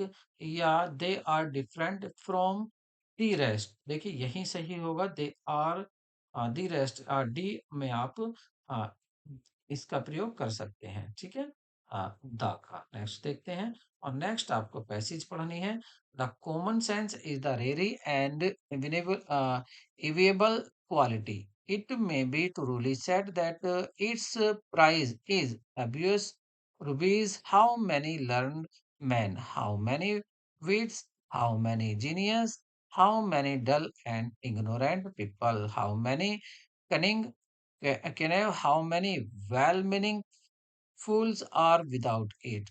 How few it, how little do they or other know of it, except from the infavorable results for one of it first requested in the utter absence of all pretensions. The vulgar laugh at the pedestal and enthusiast for the want of it, while they themselves mistake bigotry and narrow-minded nations for it. It is not one of the sciences, uh, but has been well pronounced to be fairly warm. The seven. It is kind of mental interest that to feel that air of the truth of the property as the fingers feel objective of touch. It does not consist with ignorance, for we cannot pronounce on the what do not know, and on the other hand, the laying of a stock of knowledge on the mastering any art or science seems to be destroyed that native simplicity and to warp and trammel of the unbased freedom of the mind which is necessary to it receiving and giving their dues weight to ordinary and casual impression. अब आपको answer देने हैं। Common sense rare and invisible quality because, तो क्यों होती है? क्योंकि very few have it, क्योंकि यह बहुत कम में होती है। तो ऑप्शन आपका डी सही होगा। नेक्स्ट क्वेश्चन देखते हैं। और नेक्स्ट क्वेश्चन है आपका, what is not requisite of common sense, तो जो नहीं होगा वो होगा आपका बायोमेट bigotry and narrow minded nation. सीधी सीधी लाइन बिल्कुल पैसेज से उठकर यहाँ पर आई है। Next, which of the following is not the stated by the writer's passage, तो आपका राइटर्स पैसेज में common sense destroyed the native simplicity and wrap and terminal of the freedom of mind. Next question देखते हैं। Fill on the blanks with the most appropriate word common sense has been well pronounced to be fairly worth 7। यहाँ पर क्या होगा? Worth 7 मतलब sciences को कहा गया है। नेक्स्ट क्वेश्चन देखते हैं। Which of not synonyms of the word pedant, तो ये होगा आपका down to earth. Next question देखते हैं। और नेक्स्ट है आपका, fill the blanks with the most suitable option. All child should learn to reach and write, या एवरी चाइल्ड, या होल चाइल्ड, या बोथ चाइल्ड, तो सही होगा every child should be learn to write, तो ऑप्शन आपका बी सही होगा। नेक्स्ट क्वेश्चन देखते हैं। Can I ask your, do you think TV violence is harmful? Opinion, favour, question, advice. क्या कहा? Can I ask your do I think, उस क्या है? अपोनियन होगी। ठीक है, क्या बताया गया है? अपोनियन। नेक्स्ट देखते हैं। Can I ask you do the thing TV volumes harmful, ये तो क्या रिपीटेड है यहाँ आपका? क्या है आपका? इको। कैन आई, देखिए पीछे वाले में इसमें क्या फर्क है ये देखते हैं। देखिए यहाँ पर can I ask your do your thing TV volumes, और यहाँ पर क्या क्या है? यहाँ can I ask your do the thing TV volumes is harmful. Next देखते हैं, रिपीटेड है तो। Where is my wallet, I left it at the kitchen, in the kitchen, on the kitchen, by the kitchen, तो सही क्या होगा आपका? By the kitchen. ठीक है, मैं किचन के आसपास इसको। Next question. The the walker finally arrived at their designation destination, they they all day and they certainly need at rest, क्या हो जाएगा? Had been walking, and rest के बाद हैड वॉक 30 माइल्स, तो ऑप्शन आपका ए ही सही होगा। Next question देखते हैं। तो यहाँ आपके पूरे हो जाते हैं और क्वेश्चन। अब हमें देखना है यहाँ स्पेसिफिक सब्जेक्ट, मतलब आपके जो कॉमर्स है आपका मेन सब्जेक्ट, अब उससे रिलेटेड क्वेश्चन यहाँ पर हमारे होंगे। तो उससे रिलेटेड क्वेश्चन देख, तो अब हमें कौन से क्वेश्चन देखने हैं? अब हमें देखने हैं अपने कॉमर्स सब्जेक्ट से रिलेटेड क्वेश्चंस। और टाइम कितना हो गया है हमारा? टाइम हो चुका है हमारा 1 घंटा, हमारा 1 घंटा 3 मिनट हो गया है। अब हमें जो समय बचा है वो हमें कॉमर्स को देना है, कॉमर्स पूरा उसमें फाइनल करना है। तो सबसे पहला देखते हैं, सबसे उपयुक्त विकल्प चुनकर निम्नलिखित प्रश्नों के उत्तर दीजिए। तो कमीशन रिसीव्ड हुआ है, तो ये क्या होगा? कमीशन आपको एडवांस में मिल गया, तो ये क्या बन जाएगा? आपके पर्सनल अकाउंट होगा, नॉमिनल अकाउंट होगा। ठीक है, क्या होगा ये? वास्तविक नामात्र व्यक्तिगत खाता, कौन सा खाता होगा? देखिए अगर इस क्वेश्चन की बात करें यहाँ पर, तो इसमें जो आंसर दिया हुआ है वह ए दिया हुआ है, रियल अकाउंट, लेकिन ऐसा नहीं है। आप सुनिए, कमीशन रिसीव्ड, अच्छा कमीशन रिसीव्ड है, सॉरी। तो कमीशन रिसीव्ड मतलब हमारी इनकम है, और कमीशन रिसीव्ड जब इनकम है तो इनकम को हम क्या करेंगे? हमारी इनकम है, तो इनकम और एक्सपेंसेस किस में आते हैं? वो आते हैं हमारे किस में? वो हमारे नॉमिनल अकाउंट में आते हैं। ठीक है, तो कौन सा हो जाएगा? नामात्र खाता होगा, नॉमिनल अकाउंट होगा। व्यक्तिगत में तो व्यक्ति के नाम आते हैं। नेक्स्ट क्वेश्चन देखते हैं। मास्टर बजट इज, तो ये मास्टर बजट क्या होता है? फंक्शनल बजट होता है, ऑपरेटिंग बजट होता है, समरी बजट होता है, फाइनेंशियल बजट होता है। तो देखिए नाम से ही पता चल रहा है, समरी बजट, सारांश मतलब मास्टर, सबका मास्टर है। ठीक है, नेक्स्ट क्वेश्चन देखते हैं। निम्नलिखित में से कौन सा उत्पाद जीवन चक्र का चरण नहीं है? तो देखिए वो चरण क्या नहीं है, विच of the following is not stage of product life. Product की लाइफ देखेंगे, इंट्रोडक्शन होता है, बिल्कुल होता है, ग्रोथ होती है, मार्टिंग सिग्निमिटेशन नहीं होता, डिक्लाइन होता है। तो देखिए सी ऑप्शन यहाँ पर सही होगा। नेक्स्ट क्वेश्चन देखते हैं, और नेक्स्ट क्वेश्चन है आपका, which element of the promotion mix do not wholesaler generally apply to obtain their promotional objectives? थोक व्यापारी आमतौर पर अपने प्रचार उद्देश्य को प्राप्त करने के लिए प्रचार मिश्रण के किस तत्व को लागू करते हैं? तो किसको लागू करते हैं? थोक व्यापारी किसको लागू करते हैं? वो करते हैं अपना व्यापार संवर्धन को, ट्रेड प्रमोशन को वो यूज करते हैं। नेक्स्ट क्वेश्चन देखते हैं, तो गैट की अगर बात करें तो इसको कब डब्ल्यूटीओ में ट्रांसफॉर्म किया गया था? 95, 95, 95, 95, देखिए सब 95 दिए हुए हैं। बात है महीने की, महीना कौन सा था? फर्स्ट जनवरी, 31 जनवरी, 30 जून था, या 31 दिसंबर था? तो सही ऑप्शन क्या है आपका? 1 जनवरी 1995 को इसका इसको किसमें परिवर्तित किया गया? डब्ल्यूटीओ में परिवर्तित कर दिया गया। ये आपको याद रखना है, 1 जनवरी 1995 में। नेक्स्ट क्वेश्चन देखते हैं, यहाँ पर क्या है, एक्स और वाई शेयर करते हैं प्रॉफिट, किसमें? 3:2 में। जेड को एडमिट कर रहे हैं पार्टनर के में, उसको क्या मिलेगा? 1/5 शेयर मिलेगा।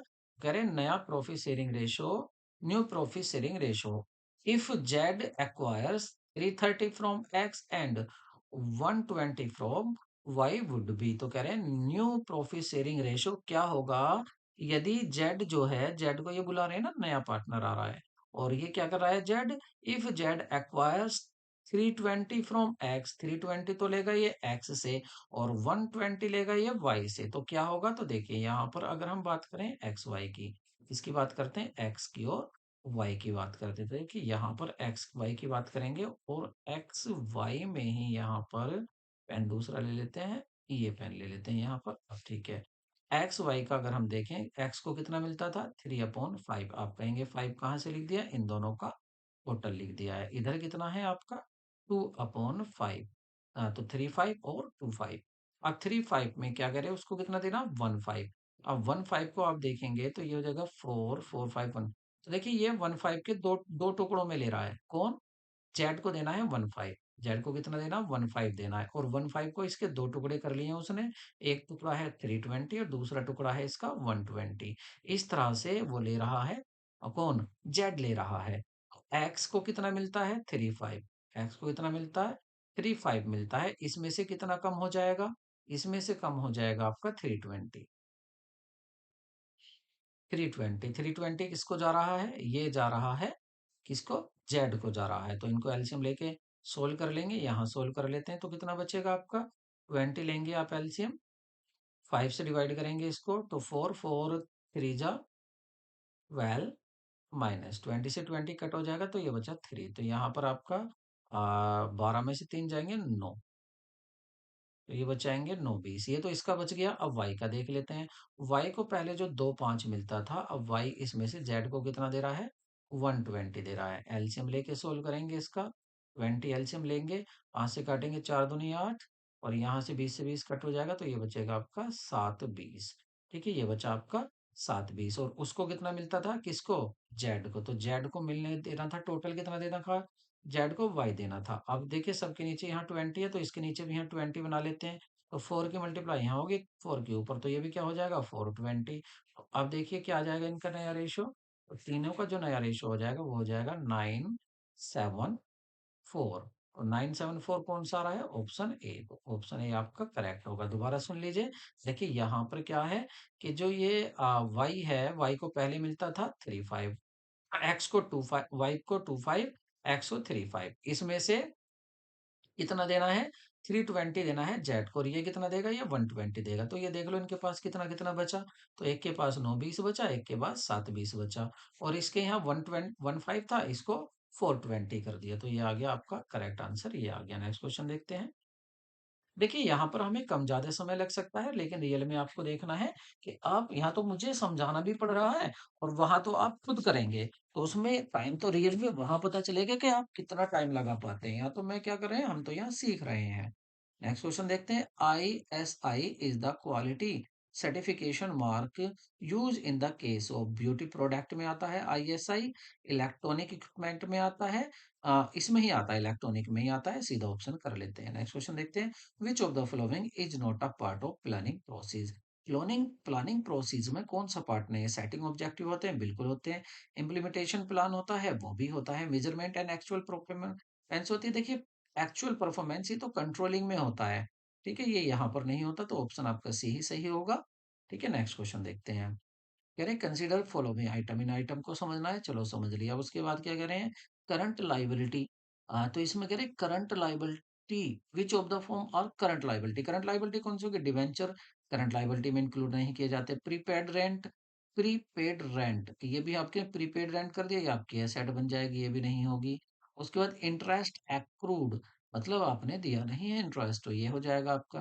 बैंक ओवरड्राफ्ट, ये भी आपकी करंट लाइबिलिटी हो जाएगी, तो थर्ड और फोर्थ हो जाएगा। थर्ड और फोर्थ जो आ रहा है वो आपका आ रहा है, अच्छा, इंटरेस्ट एक्रूड।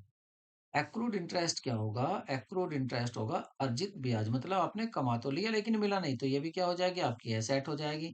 लाइबिलिटी एक ही बचा आपका, बैंक ओवरड्राफ्ट, तो फोर्थ होगा। और फोर्थ किस में आ रहा है? Option B. ऑप्शन बी आपका करेक्ट होगा। नेक्स्ट क्वेश्चन देखते हैं, E R G, existence relate relatedness growth needs theory of motivation वो डेवलप बाय। देखो, प्रेरणा की ईआरजी अस्तित्व संबंधता विकास की जरूरत है, सिद्धांत किसके द्वारा दिया गया? फ्राइड के, स्कॉट के, एल्डाफर के, पीटर ड्रूकर के। तो ये जो दिया गया था ये एल्डाफर के द्वारा दिया गया था। ठीक है, नेक्स्ट क्वेश्चन देखते हैं, reserve bank of India started functioning of.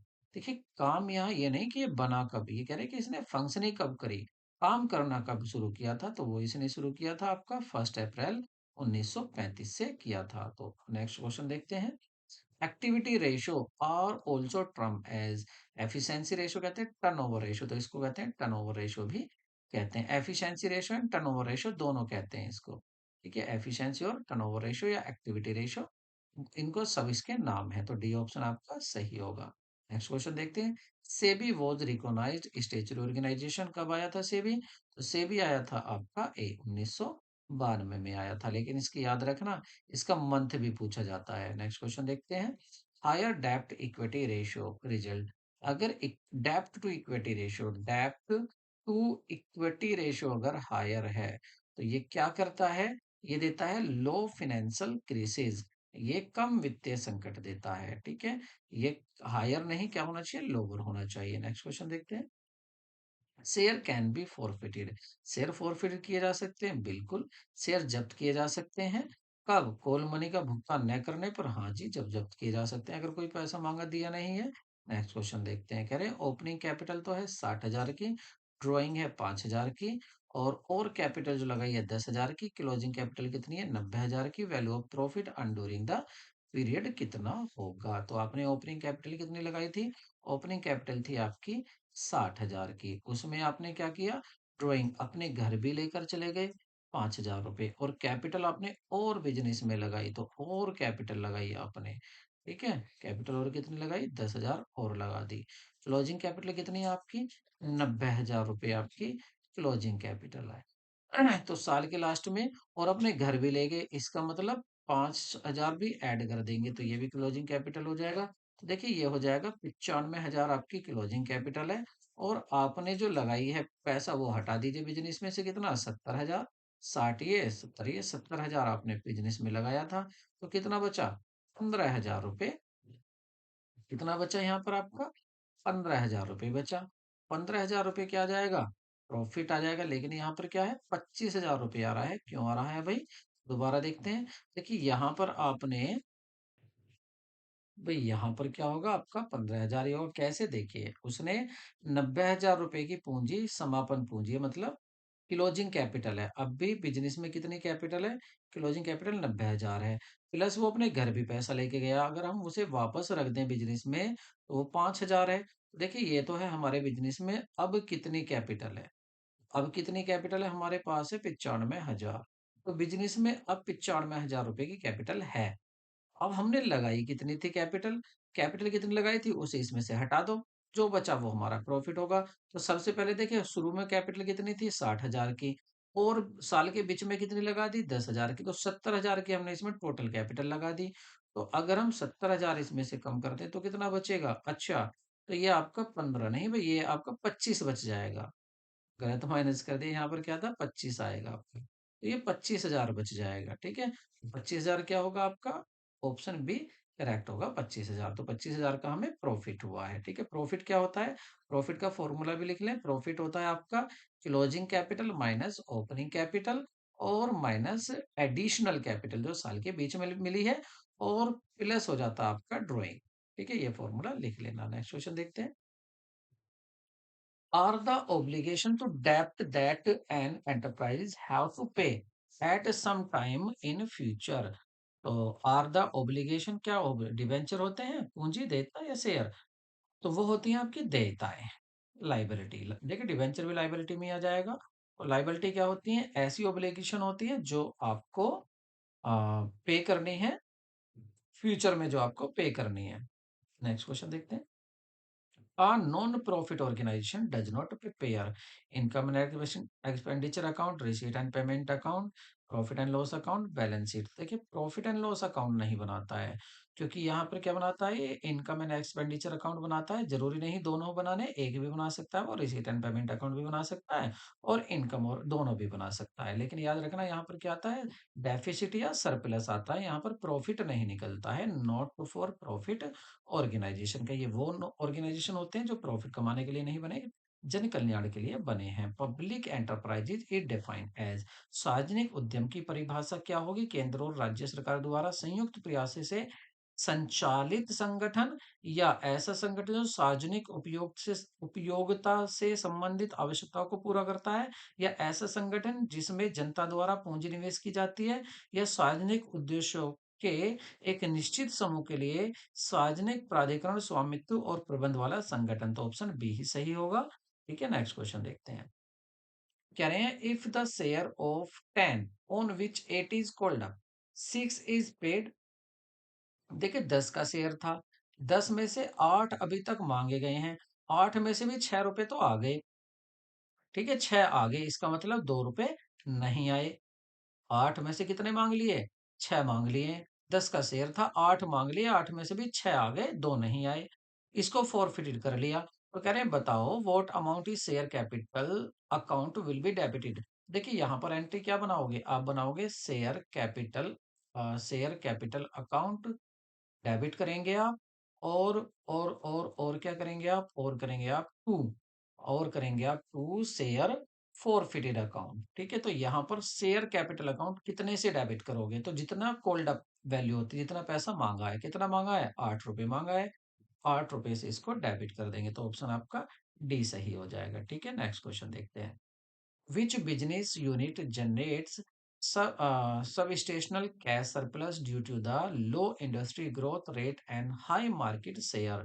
Dog, cow, question mark और स्टार। कौन सी व्यवसायिक इकाई कम औद्योगिक विकास दर और उच्च बाजार हिस्सेदारी के कारण पर्याप्त नकदी अधिशेषण उत्पन्न करती है? तो वो होती है आपकी नकदी गाय, कैश काउ। नेक्स्ट क्वेश्चन देखते हैं। Which of the following will not affect the fund flow statement? Fund flow statement कह रहे हैं इसमें कौन not affected, fund flow statement को कौन अफेक्टेड नहीं करेगा?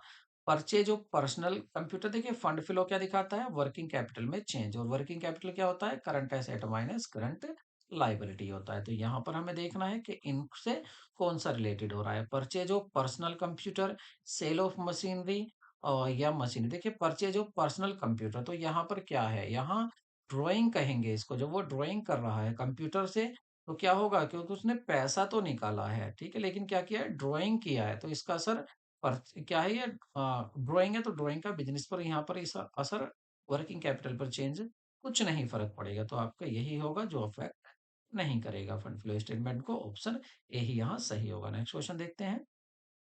मैच करने हैं दोनों आपको दिए हुए हैं। गुडविल ऑफ द कंपनी, ये क्या होती है? फिक्टिशियस एसेट होती है। ओवरड्राफ्ट क्या होता है? आपका करंट लाइबिलिटी होता है। और प्रिलिमिनरी एक्सपेंसेस क्या होते हैं आपके?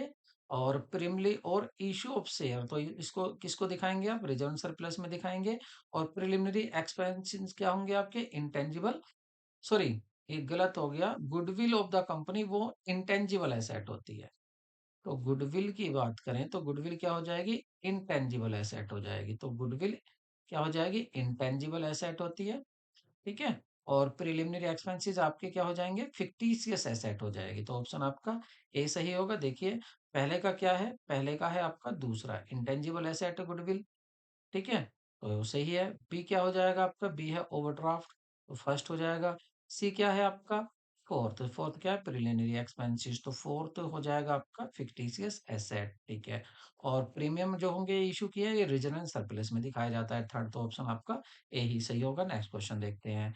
Controlling function of an organisation is, forward looking होता है कंट्रोलिंग में, बैकवर्ड लुकिंग होता है, back forward and backward looking दोनों होता है, या ना फॉरवर्ड ना बैकवर्ड कोई सा भी नहीं होता। तो देखिए ये होता है आपका फॉरवर्ड के साथ साथ बैकवर्ड लुकिंग भी, मतलब पीछे आपने प्लान क्या बनाया था और एक्चुअल में आपका क्या काम हुआ है, दोनों को एक्चुअल काम को मेजर किया जाता है और उसको मैच किया जाता है पीछे वाले काम से। तो इसमें क्या होता है, ये बैकवर्ड और फॉरवर्ड दोनों लुकिंग होता है। नेक्स्ट क्वेश्चन देखते हैं।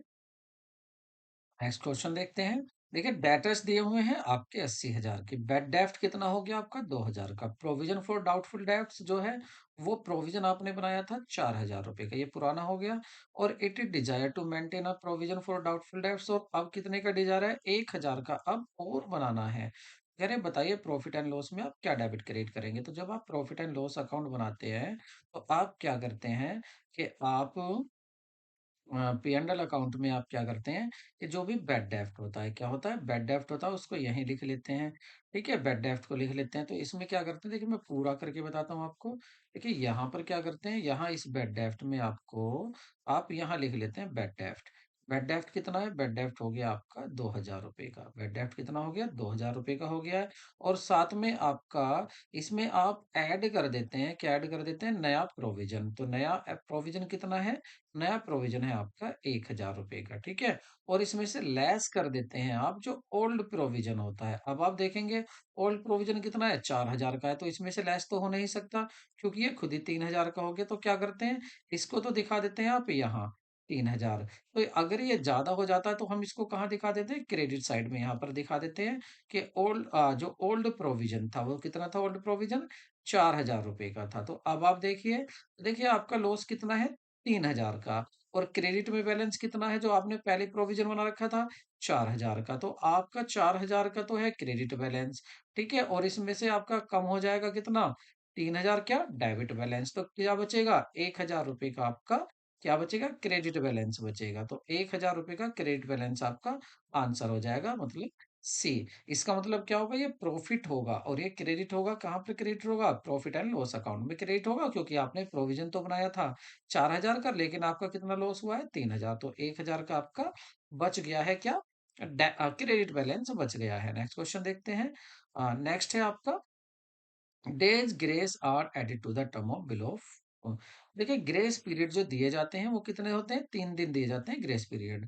जैसे आपने 1 जनवरी को एक बिल लिखा है, ठीक है, 3 महीने का, तो जनवरी, जनवरी से फरवरी मार्च अप्रैल, तो 1 अप्रैल को पूरा हो जाएंगे आपके 3 महीने।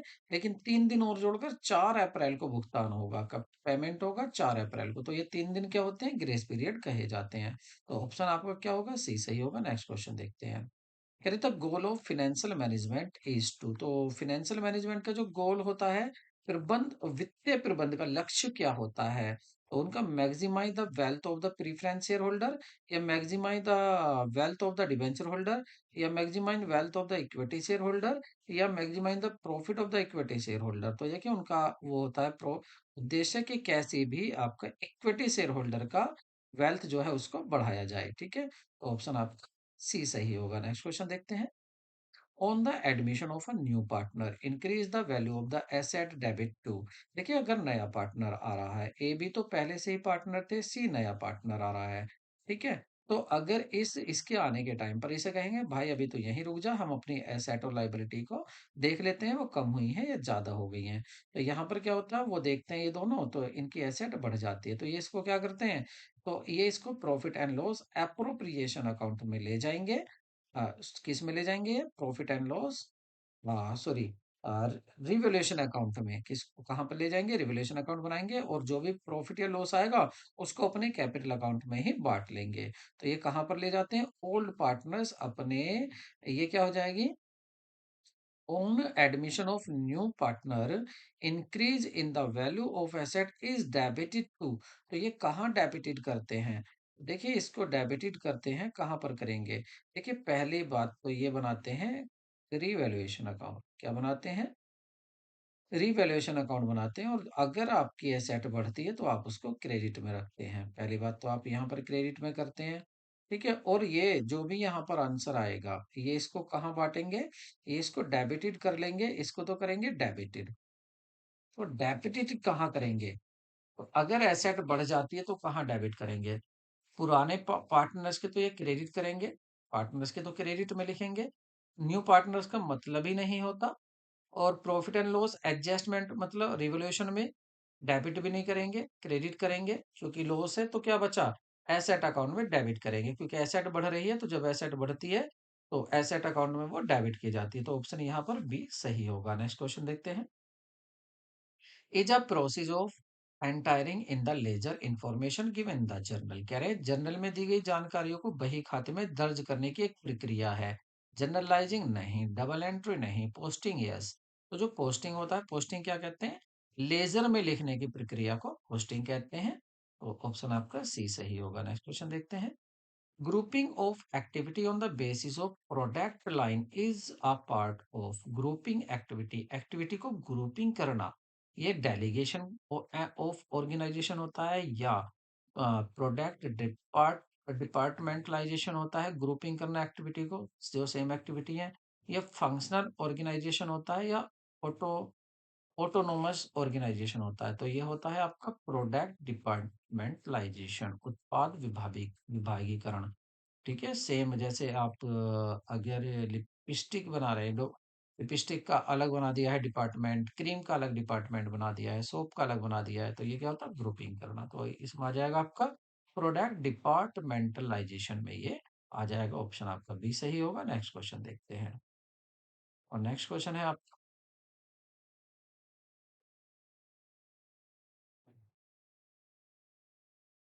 ये, विच of the following sentence is true. आपको बताना है ट्रू सेंटेंस कौन सा है। अ bill of exchange is draw by the पेई। जो बिल ऑफ एक्सचेंज होता है वो पेई के द्वारा ड्रॉ किया जाता है, या वो ड्रॉ किया जाता है क्रेडिटर के द्वारा, या उसको exchange is draw for all the cash transaction, या is payable on the demand is called time bill. देखिए, ये जो होता है आपका, कौन लिखेगा इसको? क्रेडिटर लिखेगा। ये पिछले में भी आया था, 2014 में भी आया था। तो ये कौन करेगा? क्रेडिटर। क्रेडिटर मतलब जो लेनदार है, जो पैसा लेने वाला है, उसी को जरूरत है, वही इस बिल को बनाएगा। और इस पर स्वीकृति कौन देगा? डेटर्स या पेई। पे इस पर स्वीकृति देगा। तो ऑप्शन आपका बी सही होगा। नेक्स्ट क्वेश्चन देखते हैं। Which of the following error was rectified through the suspense account? Suspense account से कौन सी एरर सही की जा सकती है? Sales return book undercast by 10,000 की जा सकती है, बिल्कुल की जा सकती है। देखिए, ये क्या है आपकी? ये सिंगल साइड एंट्री है। तो आप इसमें देखेंगे सिंगल साइड एंट्री है। इसमें केवल गलती कहाँ हुई है? सेल्स बुक में आपने ओवरकास्ट कर दिया, मतलब सेल्स बुक को 1,000 से ज्यादा लगा दिया है। ठीक है, तो यही ऑप्शन आपका सही हो जाएगा। नोट रिकॉर्ड, रिकॉर्डेड नहीं हुआ तो रिकॉर्ड ही कर दो। और रिकॉर्डेड ज्यादा रुपए कम रुपए से हो गया है, उसको सही हो जाएगा कम ज्यादा से। लेकिन वन साइड एरर आपकी ए ही थी। नेक्स्ट क्वेश्चन देखते हैं। The board of director of joint stock company is elected by. कौन इलेक्टेड करते हैं? General public, government, share holder, या एम्प्लॉय। तो वो करते हैं आपके शेयर होल्डर, शेयर धारक करते हैं। नेक्स्ट क्वेश्चन देखते हैं। आपको मैच करना है लिस्ट को, जो दो लिस्ट दी हुई है। ठीक है, मोनोपोली दी हुई है। क्या दी हुई है? मोनोपोली, ओलिजोपोली, परफेक्ट कंपटीशन, और मोनोपोलिस्टिक कंपटीशन। देखिए, मोनोपोली क्या होता है? मोनोपोली में प्राइस टेकर होती है, मोनोपोली है प्राइस रिजिडिटी होती है। तो देखिए, मोनोपोली की अगर हम बात करें तो मोनोपोली होती है होमोजीनियस प्रोडक्ट होते हैं इसमें। ठीक है, और इसको क्या बोलते हैं? होमोजीनियस प्रोडक्ट प्राइस मेकर बोलते हैं। ठीक है, तो ऑप्शन ए किससे हो जाएगा? सेकंड से। अगर आपका बी देखें, मोनोपोलोजिस्टिक कंपटीशन कौन सा होता है, जिसमें आपके हेट्रोजेनियस प्रोडक्ट होता है, और परफेक्ट कंपटीशन जो रियल में नहीं होता लेकिन माना जाता है, ये होता है प्राइस टेकर होता है। ओलिजोपोली की अगर बात करें, ओलिजोपोली होता है आपका प्राइस रिजिडिटी। इसका मतलब ऑप्शन आपका ए सही होगा। नेक्स्ट क्वेश्चन देखते हैं। In India the commercial bank are given licence on the operation by state government के द्वारा दिया जाता है कॉमर्शियल बैंक को, मिनिस्ट्री ऑफ फाइनेंस के द्वारा दिया जाता है, रिजर्व बैंक के द्वारा दिया जाता है लाइसेंस, या बैंकिंग कंपनी रेगुलेशन एक्ट 1949 के द्वारा दिया जाता है। तो सही होगा आपका रिजर्व बैंक ऑफ इंडिया, और इसी को अथॉरिटी होती है इनका लाइसेंस कैंसिल करने की भी। तो आपका सी ऑप्शन सही होगा। नेक्स्ट देखते हैं। Which one is not objective of book keeping, book keeping का क्या ऑब्जेक्ट नहीं है? To the number of the worker, ascertain the profit and loss, ascertain financial position, ascertain the cash position. लेकिन first जो था ये नहीं होता है, कर्मचारियों की संख्या जानना ये इसका काम नहीं होता है। ठीक है, बाकी सभी नाम क्या थे आपके, ये बुक कीपिंग के फंक्शन थे। नेक्स्ट क्वेश्चन देखते हैं। नेक्स्ट है आपका, किसी संबंधित वस्तु की कीमत में परिवर्तन की प्रति मांग की मात्रा की प्रतिक्रियाशीलता का माप इस प्रकार किया जाता है। तो इसको मांग की क्रॉस लोच कहेंगे, मांग की प्रतिस्थापन लोच कहेंगे, मांग की पूरक लोच कहेंगे, मांग की कीमत लोच कहेंगे। तो इसको कहते हैं क्रॉस लोच। क्यों? क्योंकि प्रति मांग की मात्रा प्रतिक्रियाशीलता माप एक वस्तु की में परिवर्तन प्रत्यात्मक होता है, मतलब दूसरे दो वस्तुओं में यहाँ पर रिलेशन होता है मांग में। नेक्स्ट क्वेश्चन देखते हैं। Which among the following is one the job training on the job training method? On the job training कौन सा है? Coaching, classroom lecture, case study, films. तो ये होगा आपका कोचिंग। अगर आप कोचिंग दिला रहे हैं तो ये क्या होगा आपका ऑन द जॉब प्रशिक्षण पद्धति में आता है। नेक्स्ट देखते हैं। Cost price of a machine, वो 1 लाख। अकोमुलेटेड डेप्रिसिएशन कितना? 45,000। आज तक जो डेप लगा है अकोमुलेटेड, आज तक डेप लगा। सेल प्राइस है इसका 40,000। तो बताइए मशीन पर कितना प्रॉफिट या लॉस हुआ? देखिए 1 लाख में से 45,000 तो आज तक डेप हो गया, बचा कितना? 55,000 की मशीन बची, और 55 में भी आपने इसको 40,000 में बेच दिया, तो 15,000 का क्या हो गया? लॉस हो गया। तो ऑप्शन क्या हो जाएगा? बी यहाँ पर करेक्ट होगा। नेक्स्ट क्वेश्चन देखते हैं। In the district form under section 10 to 15 the consumer production act 1966 who shall be the president? कह रहे who shall be the president? President कौन हो सकता है? A person who is the one been qualified to the become district collector. देखिए बात करेंगे district की, डिस्ट्रिक्ट फॉर्म में। वैसे डिस्ट्रिक्ट फॉर्म को क्या कहते हैं? कमीशन कहते हैं। ये ओल्ड क्वेश्चन था ना, अब इसको कमीशन कहते हैं। तो कौन हो सकता है ये हो सकता है डिस्ट्रिक्ट जज। जो डिस्ट्रिक्ट जज बनने के लायक हो वह क्या होता है? वो प्रेसिडेंट हो सकता है। ऑप्शन बी सही होगा। नेक्स्ट क्वेश्चन देखते हैं। Which of the following does not character characterise business activity? Business activities को किसको नहीं कहेंगे? Production of goods and service बिल्कुल होगी बिजनेस। प्रेजेंस ऑफ रिस्क होता है। Sales of exchange of the goods होता है। सैलरी और वेजेज ये बिजनेस में नहीं होता। ये किस में आ जाता है आपका? ये आ जाता है आपका किस में आ जाता है ये आता है आपका देखिए, एक होती है बिजनेस एक्टिविटी, एक प्रोफेशनल होता है, और एक क्या होता है आपका एम्प्लॉय होता है। तो ये एम्प्लॉय में आ जाएगा, एम्प्लॉयमेंट में आ जाएगा। नेक्स्ट क्वेश्चन देखते हैं। On the receiving the return goods from the buyer, on receiving the return good from the buyer the seller sends. तो on the receiving the return goods, अगर गुड्स रिटर्न हो रहा है तो जो बायर है द सेलर सेंड्स तो seller क्या सेंड करेगा? सेलर वो क्या सेंड करेगा? तो वो सेंड करेगा क्रेडिट नोट। ठीक है, सेलर क्या करेगा? क्रेडिट नोट सेंड करेगा उसको, ठीक है, सामने वाले को। क्योंकि देखिए मान लीजिए ए क्या है? सेलर है। बी क्या है? परचेजर है। बी अगर सेलर को कुछ माल वापस करता है तो ए ने पहले तो इसको डेबिट कर दिया होगा, तो अब क्या करेगा इसको? ए अब इसको क्रेडिट नोट करेगा, इसको क्रेडिट करेगा। तो यहाँ ऑप्शन ए सही होगा, डी सही होगा। नेक्स्ट क्वेश्चन देखते हैं। When the preparing bank reconciliation statement, bank reconciliation statement कब बनाया जाता है? If you start with the overdraft as per the passbook, cheque deposit but not yet cleared are, तो उसको आप ऐड करोगे, डिडक्टेड करोगे और ये भी याद रखना कि आप कहाँ से स्टार्ट कर रहे हैं, ओवरड्राफ्ट दिया हुआ है पासबुक का। तो जब पासबुक का ओवरड्राफ्ट दिया हुआ है तो आप क्या करेंगे, पासबुक का ओवरड्राफ्ट दिया हुआ है, पासबुक में ही करना है आपको, जो भी करना है पासबुक में ही करना है। अब कह रहे हैं चेक डिपॉजिट तो किया लेकिन वह क्लियर नहीं हुआ है, बैंक में वह जमा नहीं हुआ है। तो अब जब जमा नहीं हुआ तो आप क्या करेंगे, आप उसको हटा देंगे। आप अपनी किस में से हटा देंगे, अपनी पासबुक में से भी आप डिडक्टेड कर देंगे उसको। ऑप्शन बी सही होगा। नेक्स्ट क्वेश्चन देखते हैं। contingent approach to leadership was given by।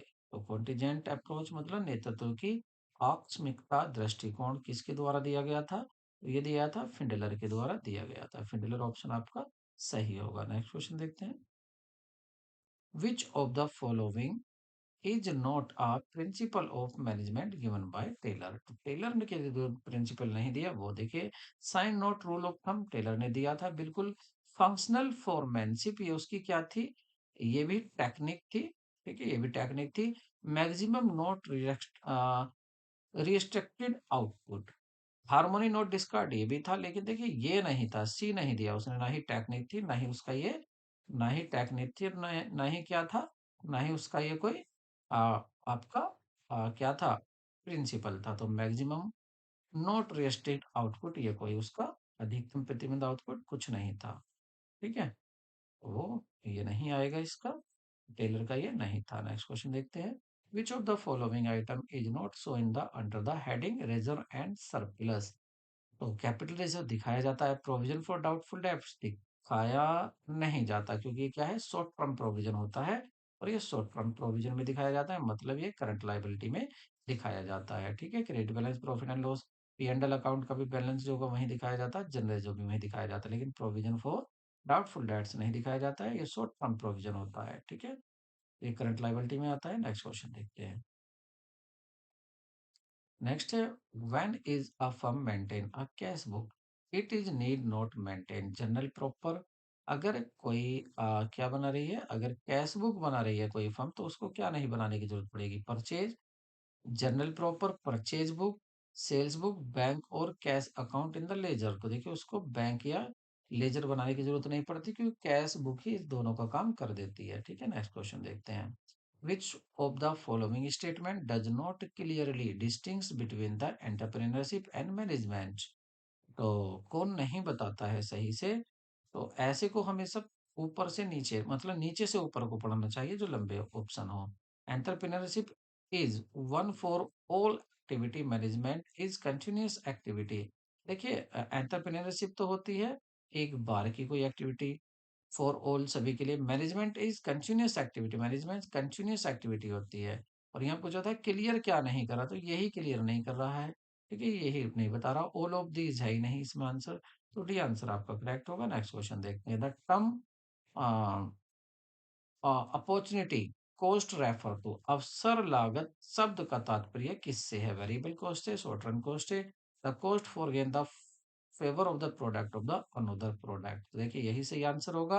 अगर आप, जैसे आपका एक खेत है और इसमें आपने आधे में बोए हुए हैं एप्पल, आधे में बनाना। अब आप अगर एप्पल को और बढ़ाना चाहते हैं तो उसके लिए कितना बनाना का त्याग किया, तो कितने बनाना का त्याग किया, ये जो त्याग है यही होता है आपका अपॉर्चुनिटी कॉस्ट। तो आपका ऑप्शन सी सही होगा। नेक्स्ट क्वेश्चन देखते हैं। कह रहे एक्स कंपनी लिमिटेड ने परचेज की है एसेट 25,80,000 की। इसने इशूड किए हैं डिबेंचर 100 रुपए का एक डिस्काउंट पर ऑफ 4%। 4% मतलब 4% का मतलब 4 रुपीज का डिस्काउंट दिया है। Full satisfaction of purchase consideration, the number of debenture issued to vendor. तो बताओ कितने डिवेंचर दोगे। देखिए जब 25,80,000 रुपए की एसेट खरीदी है तो इतने ही रुपए के क्या देने पड़ेंगे, डिवेंचर देने पड़ेंगे। लेकिन ये पूछ रहा कितने डिवेंचर दोगे, डिवेंचर कितना देना है। देखिए 100 रुपए का डिवेंचर, लेकिन वो कितने मिलेगा, 4% डिस्काउंट पर, यानी कि वो 96 मिलेगा। तो 96 से इसको डिवाइड कर लेते हैं। तो इसको डिवाइड क्यों करेंगे, इससे देख लीजिए, आप दोबारा एक बार समझ लेते हैं। देखिए एक कंपनी ने कितने की एसेट खरीदी है, कितने की, 25,80,000 की। तो इशू कितने करने हैं, डिबेंचर देने हैं, और डिबेंचर भी 100 रुपए का तो है डिबेंचर। लेकिन उसको डिस्काउंट पर देना है ऑफ 4%। मतलब 100 रुपए वाला डिबेंचर उसको 96 रुपए में देना है, 4 रुपए की छूट पर। तो अब आप ये देखिए कि कितने डिबेंचर जाएंगे, तो 96 से डिवाइड करेंगे तो आपका कितना आएगा, तो ये आ जाएगा आपका 26,875 आ जाएगा, ठीक है। और यहाँ पर ऑप्शन आपका कोई भी दिया हुआ नहीं है। देखिए मैं प्रीवियस पेपर करा रहा हूँ, इसलिए इसके आंसर प्रीवियस पेपर से ही मैंने लिए हैं। बाकी इसका करेक्ट आंसर क्या होगा, 26,875 होगा। आप खुद ही देख लीजिए इसको, कि जब आपने इतने रुपए का माल खरीदा है और आप बदले में दे रहे हैं 96 रुपए का एक डिबेंचर, तो आप डिवाइड ही तो करेंगे। तो आंसर यहाँ पर कोई सा भी नहीं आ रहा है। आप इसको कमेंट में जरूर बताएं, इसके बारे में आपका क्या कहना है। मेरा आंसर क्या है आपका, 26,875। नेक्स्ट क्वेश्चन देखते हैं, prepaid insurance premium is show. देखिए आपने प्रीपेड इंश्योरेंस पहले ही पेड कर दिया है, तो ये आपकी एसेट बन गया है, तो आप इसको क्या कहेंगे, एसेट कहेंगे। नेक्स्ट क्वेश्चन देखते हैं, वो does the change in the economic growth. आर्थिक वृद्धि में क्या परिवर्तन होता है, अर्थव्यवस्था की संरचना में, लोगों की मानसिकता में, राष्ट्रीय आय में। सभी विकल्प गलत हैं। तो देखिए जो ऑप्शन आपका सी है, राष्ट्रीय आय में, नेशनल इनकम में चेंज होता है।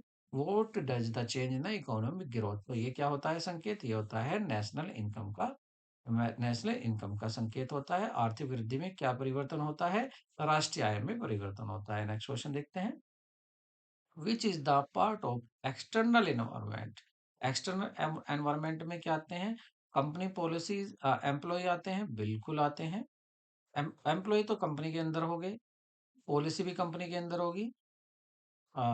डेमोग्राफी, जनसांख्यिकी, ये नहीं। मैनेजमेंट स्ट्रक्चर, ये भी कंपनी का होगा, तो ऑप्शन आपका सी सही होगा। नेक्स्ट क्वेश्चन देखते हैं, प्रीपेड एक्सपेंसेस आपने पहले ही पेड कर दिया, तो ये आपकी क्या बनेगी, एसेट बन गई, लाइबिलिटी। प्रीपेड एक्सपेंसेस एसेट बन गई, इसका आंसर क्या दिया है, लाइबिलिटी। प्रीपेड एक्सपेंसेस का मतलब होता है कि आपने पहले ही खर्चे पेड कर दिए हैं, आपने टाइम से पहले ही खर्चे दे दिए हैं। क्या आंसर होगा इसका, करेक्ट आंसर देखिए मेरे हिसाब से करेक्ट आंसर जो होगा आपका यही होगा, ठीक है। तो इसका एक बार मैं करेक्ट आंसर देख लेता हूँ।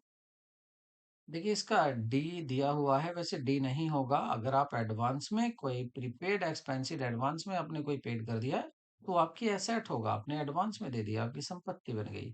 तो ऑप्शन सी सही होगा। नेक्स्ट क्वेश्चन देखते हैं, कह रहे a complaint can be made to district form when the district form मतलब डिस्ट्रिक्ट कमीशन कहेंगे आप, the value of the good service question along with the compensation claim not exceed. देखिए वैसे तो यहाँ आंसर 20 लाख दिया हुआ है, लेकिन अगर हम अब बात करें तो देखिए एक होती है डिस्ट्रिक्ट कमीशन, दूसरा होता है स्टेट कमीशन, और एक होता है आपका नेशनल कमीशन। तो देखिए यहाँ 1 करोड़ तक के मामले तो डिस्ट्रिक्ट कमीशन में आते हैं, और आपके 1 करोड़ से 10 करोड़ तक के मामले कहाँ आते हैं, स्टेट कमीशन में आते हैं। और 10 करोड़ से ऊपर के कहाँ पर आते हैं, ये आ जाते हैं आपके नेशनल कमीशन में। तो आंसर इसका आज क्या होना चाहिए, इसका आंसर तो किस में आना चाहिए, इसका आ जाना चाहिए आपका, ये कह रहा डिस्ट्रिक्ट कमीशन कर लेते हैं इसको। डिस्ट्रिक्ट कमीशन में क्या आ जाना चाहिए, 10 करोड़ आ जाना चाहिए। 1 करोड़ तक आ जाना चाहिए डिस्ट्रिक्ट में, तो 1 करोड़ तक का आ जाना चाहिए इसका आंसर। तो अब आंसर नहीं दे सकते हम इसका, क्योंकि यहाँ पर 1 करोड़ का। अच्छा अगर देखें यहाँ पर, अगर देखें हम, तो यहाँ पर कोई भी 1 करोड़ नहीं है, तो इसका आंसर हम नहीं देंगे। 1 करोड़ हमने यहाँ लिख दिया है। 1 करोड़ तक के मामले यहाँ पर आते हैं। नेक्स्ट क्वेश्चन देखते हैं, in India which of the following is prepared on the guideline of the AS3 accounting standard 3। AS3 के अनुसार क्या बनाया जाता है, कैश फ्लो स्टेटमेंट बनाया जाता है। नेक्स्ट क्वेश्चन देखते हैं, which of the following is correct. Operating profit क्या होगा, नेट प्रॉफिट में से, नेट प्रॉफिट में से नेट ऑपरेटिंग एक्सपेंसेस को माइनस कर दो, और माइनस कर दो नॉन ऑपरेटिंग इनकम। ये गलत कह दिया इनकम को, तो ये नहीं होगा ऑप्शन। ऑपरेटिंग प्रॉफिट में, नेट प्रॉफिट में नॉन ऑपरेटिंग एक्सपेंसेस को ऐड कर दो, ऐड नहीं होंगे, ये लेस होंगे, ये भी गलत हो गया। नेट प्रॉफिट में ऐड कर दो ऑपरेटिंग एक्सपेंसिव, ठीक है, हमें केवल ऑपरेटिंग निकालना है। अच्छा नेट में ऐड कर सकते हैं, ठीक है, ऐड कर सकते हैं, तो ये भी सही आ रहा है। और नॉन ऑपरेटिंग क्या करें, इनकम को प्लस नहीं, नॉन ऑपरेटिंग को क्या करेंगे, माइनस करेंगे। तो ऑप्शन आपका सी सही है, ये 11th क्लास से लिया हुआ क्वेश्चन है। नेक्स्ट क्वेश्चन देखते हैं, in the cooperative society principle followed क्या, वन शेयर वन वोट, बिल्कुल किया जाता है? नहीं, वन मैन वन वोट किया जाता है, वन मैन वन वोट। इसमें कंफ्यूज मत होना, वन शेयर वन वोट नहीं, वन मैन वन वोट होता है। नेक्स्ट क्वेश्चन देखते हैं। Which of the which one of the which one of is not a barrier of communication. Communication का barrier कौन सा है? टेक्नोलॉजी बैरियर, ये तो होता है। कल्चरल बैरियर होता है, लैंग्वेस्टिक होता है, कलर डिस्क्रिमिनेशन ये नहीं होता, तो ये कम्युनिकेशन का बैरियर नहीं होता, रंग भेद नहीं होता है। नेक्स्ट क्वेश्चन देखते हैं। At at the time of retirement a partner, जब एक पार्टनर रिटायरमेंट होता है तो goodwill appear in the balance sheet, जो गुडविल अपियर हो रही है बैलेंस शीट में अपियर हो रही है, it should be return of, तो इसको रिटर्न ऑफ किया जाना चाहिए, बिल्कुल किया जाना चाहिए, सही बात है। For this capital account of partners, तो इसमें कैपिटल अकाउंट क्या करोगे पार्टनर्स के? तो जो ओल्ड उनको डेबिटेड करेंगे, क्योंकि ये क्या दिखा रखी है उन्होंने, झूठी गुडविल दिखा रखी है, बैलेंस शीट में नहीं होनी चाहिए, तो उनके कैपिटल अकाउंट को डेबिटेड करेंगे ऑल प्रॉफिट शेयरिंग रेशो में। तो यहाँ पर हमारा जो है क्वेश्चन पेपर फाइनली कंप्लीट हो गया है। और अगर हम टाइम की बात करें तो हमारा 1 घंटा 45 मिनट टाइम आया है। 1 घंटा 45 मिनट क्यों आया है ये इतना भी इसलिए आया है क्योंकि हमने साथ ही साथ क्या किया है, हमने इसको साथ साथ डिस्कस भी किया है। तो स्पीड ऐसी होनी चाहिए कि क्वेश्चन को पढ़ो और आंसर दे दो। मान सकता हूँ कि आपके न्यूमेरिकल में टाइम लग सकता है, पैसेज पढ़ने में टाइम लग सकता है, क्योंकि मैंने एक बार पढ़ी थी, आप दो बार पढ़ सकते हैं उसको, तीन बार पढ़ सकते हैं उसको। लेकिन आपको याद रखना है, ज्यादातर क्वेश्चन आपके ऐसे होना चाहिए, आप पढ़ते ही आंसर दे दो। अब बताओ, जब आपको पता है कि वहां पर अमाउंट की बात करा था राष्ट्रीय जो आपका स्टेट कमीशन था, उसमें आपको देखना क्या है, आपको याद होना चाहिए अकाउंट, तो ये सीधा आपको आंसर दे देना, 1 करोड़ की बात हो रही है भाई। तो इसको तो पढ़ के ऑप्शन पढ़ने ही नहीं है, खटाक से आपको आंसर दे देना है, तभी आपका बेड़ा पार लग सकता है, अदरवाइज आपको जो टाइम दिया जाएगा वो भी कम पड़ जाएगा। तो कैसा लगा आपको? ये वीडियो कैसी लगी, ये हेल्पफुल कितनी है आपके लिए, आप कमेंट में जरूर लिखिए। इंतजार रहेगा आपके कमेंट का। मिलते हैं नेक्स्ट सेशन में, तब तक के लिए टेक केयर, बाय बाय। स्वस्थ रहिए, मस्त रहिए और अपनी तैयारी को ऐसे ही करते रहिए। ज्यादा टाइम नहीं बचा है, हम मानकर चल रहे हैं कि आपका 7-8 फेब में ही एग्जाम होगा, चाहे ना हो, हम नहीं कह रहे ऑफिशियल ऑफिशियल अभी कोई हमें ऑफिशियल जो न्यूज नहीं मिली है, कोई बात नहीं, हम इसको 7 और 8 फरवरी मानकर चलें ताकि हमारी तैयारी और भी अच्छी हो जाए। ठीक है, तो मिलते हैं नेक्स्ट वीडियो में, टेक केयर, बाय बाय।